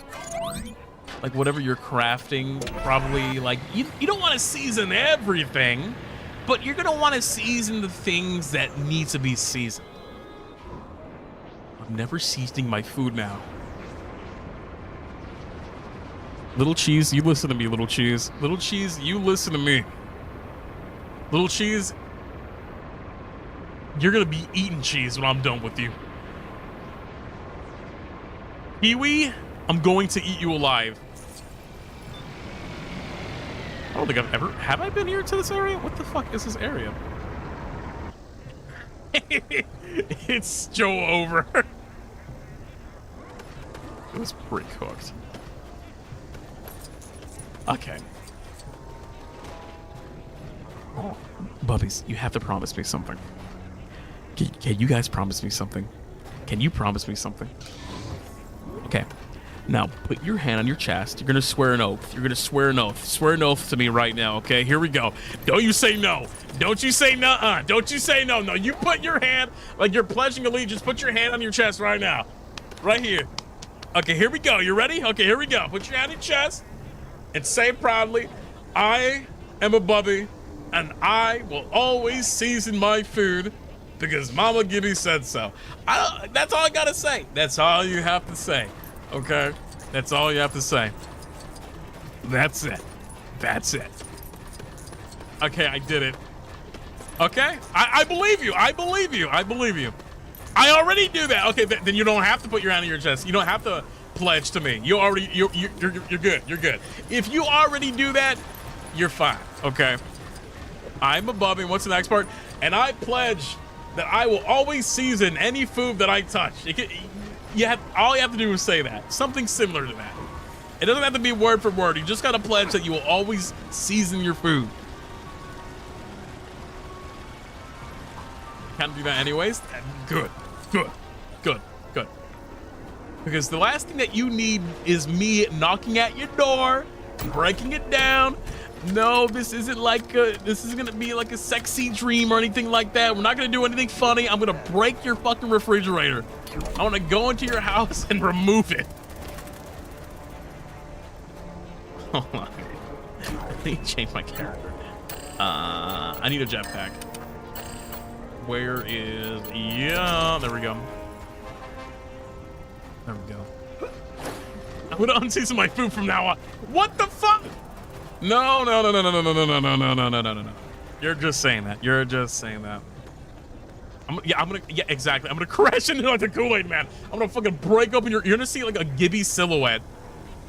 You ever go on the HOLOSTAR website and you see like our silhouettes, like our stances, like our stance, like our regular like T pose or whatever. That's what the fucking hole is gonna look like when they break through your fucking door. Inevitably, I'm just gonna go fucking break through that shit. Look at these guys. Look at these fine gentlemen. Oh no! I didn't want to go down there. Shit. Yeah, the perfect cutout. It's gonna look exactly like the silhouette on the website. Now wait, there's a brick over here, right there. If I can get to that side. Man, this fucking area has a fruit fly problem. Look at all these fruit flies, bro. Not too sure I'm a big fan of this area. Nothing but a bunch of nothing but a bunch of bugs in hot water. How do I get over there? This is their home. We're gonna have to fucking we're gonna have to destroy all of them. What's this? Whoa, what is this area? This is the Genocians home planet? Nyako Arts, thank you so much for this soup. Give me snapping hose in the spice cabinet so the seasoning falls on your food. Yeah, if you look at your seasoning and they suspiciously have holes in it, it's because I want you to desperately pour it in somewhere. What the f? Is that Lego Star Wars in my Lego Star Wars? Yanko Arts, thank you so much for the 6 by the way. I appreciate that. Grabs you. Doesn't let you go for some reason. My grip gets stronger as I look into your eyes. I think we need, hold on, let me see. Dark side. Let's get Vader. Where's Vader? Yeah, get Vader out of here. Wait, what different Vaders do we have? The dark side. Let me see something? Hold on, wait. What the fuck? Oh, we got holiday special Vader. Oh, dude, we got ugly sweater Vader. Let's go, dude. Look at that sweater. Dude. Can't believe I'm saying this. Don't let Octavio know. I love winter more than he does. I actually get snow where I live, okay? I said it. I'm converting. I am now a winter snow enjoyer. Octavio, I'm sorry. You're no longer on top. That's my thing. Get out of here. I'm the one with the snow. This is my snow. Get the fuck. Get out of here. Go on, get. This is my territory. I love snow. Get the fuck out of here. None of this, where he lives, he doesn't even get snow. I don't understand. Once again, people who like snow, you don't get it. You don't like it. You're just a poser. Put that right there. I'm telling him, Sparks, don't you do that. Don't you do that, Sparks. You listen to me. He's the only guy that I know that will celebrate Christmas when it's not even Christmas yet. What? Has he explained why he likes the holidays so much, out of curiosity? Because I explained to hell and back why I love summer so much. Has he explained himself yet? What is it, negative 15 Celsius and the snow crunches? Oh, dude, that's a good feeling. I love that feeling, dude. How do I open this? I want to open this. Looks like I need something. We need more Christmas Vader. You got it. You got Christmas. You want Christmas Vader, you're getting Christmas Vader. It's a Filipino thing. Wait, what? What do you mean it's a Filipino thing? Is that just a thing for Filipinos that they just like the holidays? What? Shut. You're just saying that. Yeah. Where's the other one? Oh, it's right over there. It's right over there. It's right over there. Swing that shit. What? It ain't that way. No, I have that, dude. It's true? Wait, why? Wait, why is that true? What do you mean? Kids, you got to explain it to me. Look, I'm a Puerto Rican man. All right, I'm Puerto Rican. That don't make no sense to me. You got to explain that. Okay, we got one. Hold on. Get the one. That's two. Throw that shit. Okay. Throw it. What? Throw it. There we go. I got it. I don't know, bro. They just ball. That's just how it is. My brother is Filipino. It's very true. What? There has to be an explanation. There has to be an explanation. Like, as a Puerto Rican man, I can speak on, like, things Puerto Ricans do. We never shut the fuck up. That's for true. That's for sure. It's just a thing that we do. And we love our summers. And we love our, is it Yaritas? The drinks? Oh, those drinks are godlike, dude. Fuck, man. Unfortunately, we start celebrating the holidays in September. Coquito for, oh! Don't get me started, bro. Oh, don't get me started, Coquito. Oh. It's coming. It's coming back to me, guys. Eggnog, baby. Eggnog, baby. You know what's coming. That's the elixir of the gods. Fuck water. On the holidays, we're getting knocked up in here. I'm a nog head, dude, every day. I love eggnog, man. That's the drink. That is a drink of all time. It's like, where's Gibby at? He's drinking nog somewhere. I guarantee it, because I love me my nog, baby. I love me my nog.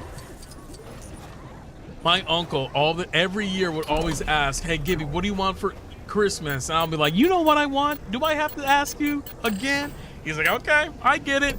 And then he would put eggnog and fucking fuck tons of it in my stocking, dude. He just leave me some eggnog. I'm like, brother gets it.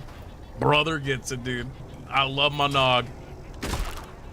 I'm a big nog guy. I'm a person, I love coquito so much. That shit is so good, but don't get me wrong, eggnog by itself, it don't get no better than that. It don't get better than that. I'm trying to think of my favorite brand. What is it? Oh, there's a brand out there that I fucking, because sometimes eggnog tastes different depending on the brand. What is it? Let me see. It's called something. Let me see. I'm gonna type this in. Hold on. Eggnog brands. Images. Let's see. Where is it? Where is it? Where is it? I know the one. I know the one. I'm going to find it. I'm going to find it. Where is it? Where are you? Where the fuck is it? Hold on. Hold on. Hold on. Where's that fucker? Where is it? There it is. I found it. Found it. Found it. I found it. I found it. It's called. Get this. Please. It's called. Hood? That's the name of the brand. Hood quality since 1846. Golden Eggnog Ultra Pasteurized. That's the one that you want. That is the one that you want. Okay, that's the one that you want. I'm telling you this because I love eggnog to bits and pieces. If you're looking for good eggnog, that's the one that you want. Eggnog has alcohol. Depending on what kind of eggnog you drink, it could have contents of alcohol. Personally, I don't like eggnog with alcohol. That's just me. Some people like it with alcohol. Give me. There we go. I don't mind it, but it's a cold winter night. It's a cold winter night. Your window is slightly cracked open. You have a quilt on because you're you're a little bit hot, but you also don't want to be freezing either. The moon is nice and bright outside. You're watching one of your favorite Christmas related movies. You're in the comfort of your room. You grab that eggnog. It's snowing outside. You're warm. That eggnog keeps your belly nice and warm. It doesn't get better than that. It does not get better than that. It's so good. It's so good. There we go. Oh my god, this guy can fucking climb. Holy shit. It's funny because I'm gonna go to the store in a little bit. I'm gonna go to the store in a few because there is eggnog already out. I know we're talking about Christmas. Look, I get it. I know Halloween's right around the corner. We should be talking about spooky, scary shit. Okay? We should be talking about spooky stuff. I know.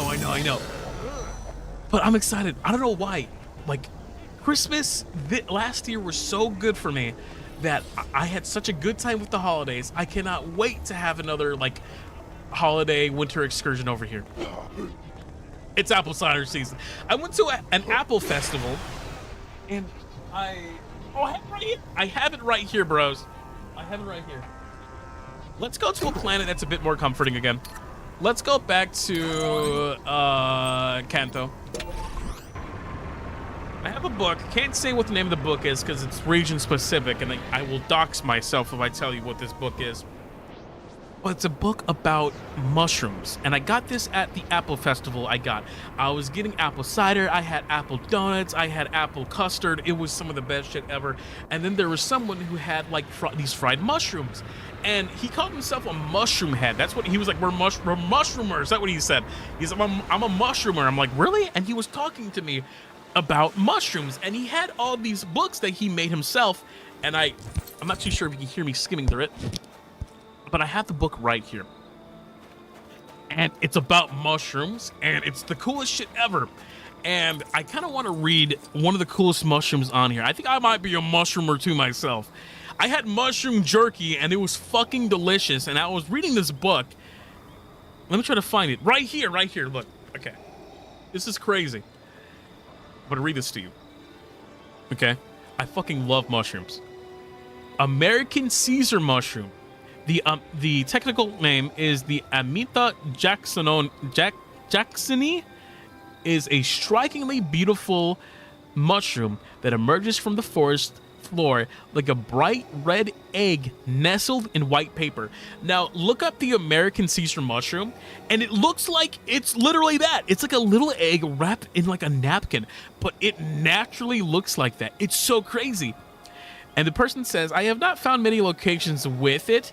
Where I have, it is a damp shaded forest of mixed tree species.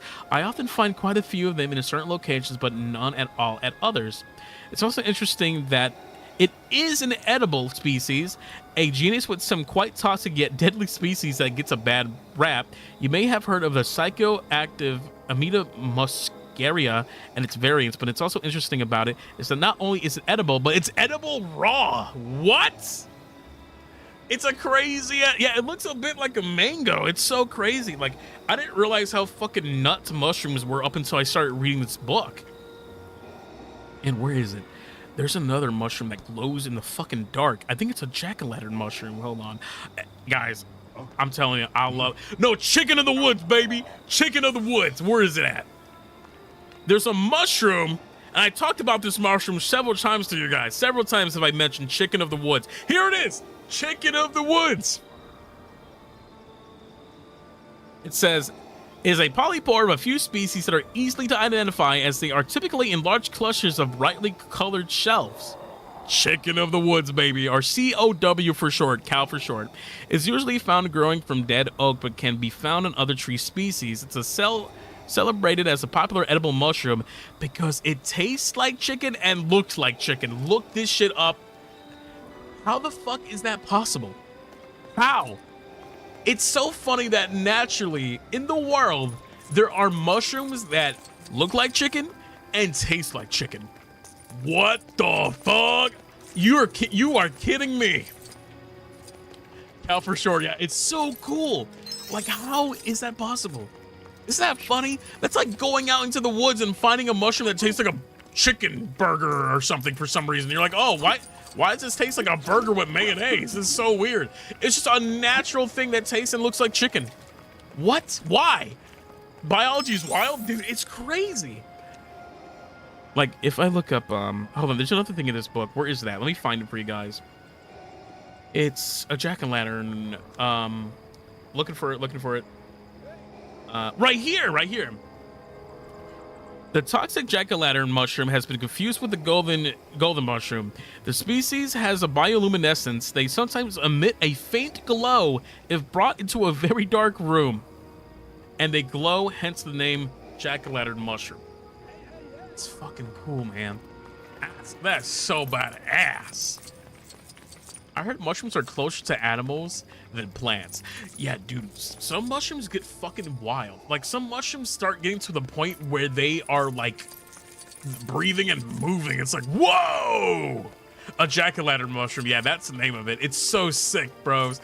And I was reading this on a very lovely day in the park. I love reading. I've only, like, just started to read a bit more. Like, a good read like this puts me... It makes me so fucking happy, guys. I love reading so much. Hold on. What's another mushroom that looks fucking crazy? There's a really cool one. Where is it? Enoki, baby! Oh, come on. We all know the enoki. The enoki, or velvet foot, is a commercially grown for consumption. It looks like a long, straight, thin, white noodles. Its wild version looks very different with darker colors and a dark and velvety stem. Enoki can show up much earlier than November, but I'm highlighting it here because it's a species that can fruit during warm spells and colder months. Dude, enoki. Enoki, baby. I think I told you guys how much I love K-barbecue and stuff, and anytime I've gone to like a place like that at a Korean or any store that sells ramen that you put in a broth type soup, I always put enoki. Enoki is so you chew that and you go, it's so good. That shit is fucking awesome, man. I would sometimes replace noodles with enoki in the hot pot because you get that warm, you get that fucking like chewy, like warm, like slurp that shit. Fuck, dude. Your boy is hungry. All right, guys. You know what I'm gonna do? I'm probably gonna call it in here for today. I think playing Lego Star Wars is a good I haven't been playing much of this game. We've been running around collecting shit, but I think this is great for like a good, like this game is just perfect to do a Zatsu. I don't know why this game specifically, why Lego Star Wars, I will not understand. We didn't really play much of it, but it's just a good game to play when you're just shooting the shit with your boys, shooting the shit with your bubbies. So being able to talk about all this crazy shit that we talked about today while also playing Lego Star Wars is a blast. I know today, the schedule is a bit everywhere because of yesterday. Yesterday was Ruse's special day, so I didn't want to stream during Ruse's time slots at all, so we skipped the day. So tomorrow we're going to be playing Silent Hill F instead. I apologize to making the schedule is always wacky tobacco. It's always fucking weird. We're still going to be watching this Sunday. We're still going to be watching we're going to be doing a public watch along, by the way, a public watch along together. We're watching Weapons together on Sunday no matter what. It's gonna be a blast. This Friday Cosplay Mania is coming up. If you're coming to the meet and greet to see us ARMIS boys, it's gonna be so sick. I can't wait to see you guys. It's gonna be fucking excellent. I cannot wait to see each and every one of you who are attending Cosplay Mania. It's gonna be great. But nonetheless, we're making this a tradition. Get prepared for more Lego Star Wars. This is going to be an ongoing Zatsudan tradition. We're going to be playing this game every Zatsu from here on out. And once again, I don't understand why Lego Star Wars specifically is the game that we are using this as a platform for. But I just think this game genuinely is great to play in the background as I'm going on. But nonetheless, your boy is gonna get eggnog. I'm gonna get that eggnog. I'm going to the store. Your boy's gonna get eggnog. And I'm getting those apple cider cookies too, because I'm feeling, it's gonna be cold, by the way. It's gonna drop to 38 tonight. 30 degrees. It's gonna get cold as shit. So I gotta prepare. I gotta get something warm in my gullet. I need some eggnog. I'm feeling festive. I'm sorry, Halloween, I'm sorry. Halloween, you're getting skipped this year. I love horror movies. I love all this shit. But I'm gonna knock it up. I'm gonna knock it up, boys. All right, everybody. Thank you so much for joining us once again. Tomorrow, we're gonna be playing Silent Hill F. It's gonna be later in the night because I want to play at night. I want to play some Silent Hill F.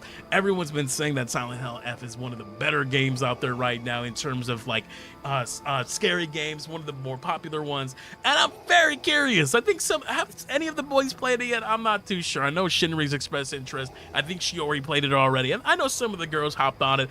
But I want to try it out myself because I've been hearing very good things about it. But that'll be for tomorrow. I hope you guys have a good rest of your day. Please stay safe. Please go eat. Please go rest if you haven't yet. If you're going to work, please have a safe trip. If you are working, please return to us safely and don't work too hard. Once again, if you are in bed, if you are getting ready to fall asleep, go get some sleep, okay? And if you are hungry, go get yourself a meal, please, from me. And remember to season your food. Do that for me, okay? This has been a blast. Goldbullet signing out. Everyone stay safe, and I'll be seeing you soon tomorrow with some Silent Hill F. Can't wait to have you. It's going to be a blast. Your boy's going to go grab some eggnog. And, of course, I'll catch you guys on the flip side. All right, everyone. Enough of me yapping. Bye-bye. Bye-bye. See you later. I don't know why I'm feeling so festive out of nowhere. It's the strangest thing. I was never like this. I was always a summer guy. Now I'm slowly becoming an autumn fall guy. Oh my God, what's happening? What's going on here? Is anyone streaming right now? Let's have a look. Who can we redirect you into? Who is streaming? Who's awake? Aruran! I'm gonna go ahead and throw Aruran to you guys. Or rather, door you guys to Aruran. It's been a blast. I'm glad that Lego Star Wars is becoming our tradition. It's gonna be a tradition that continues going forward. And it's gonna be even better with Halloween and Thanksgiving and Christmas coming up. Everyone have a good rest of your night. I love you very much. See you soon.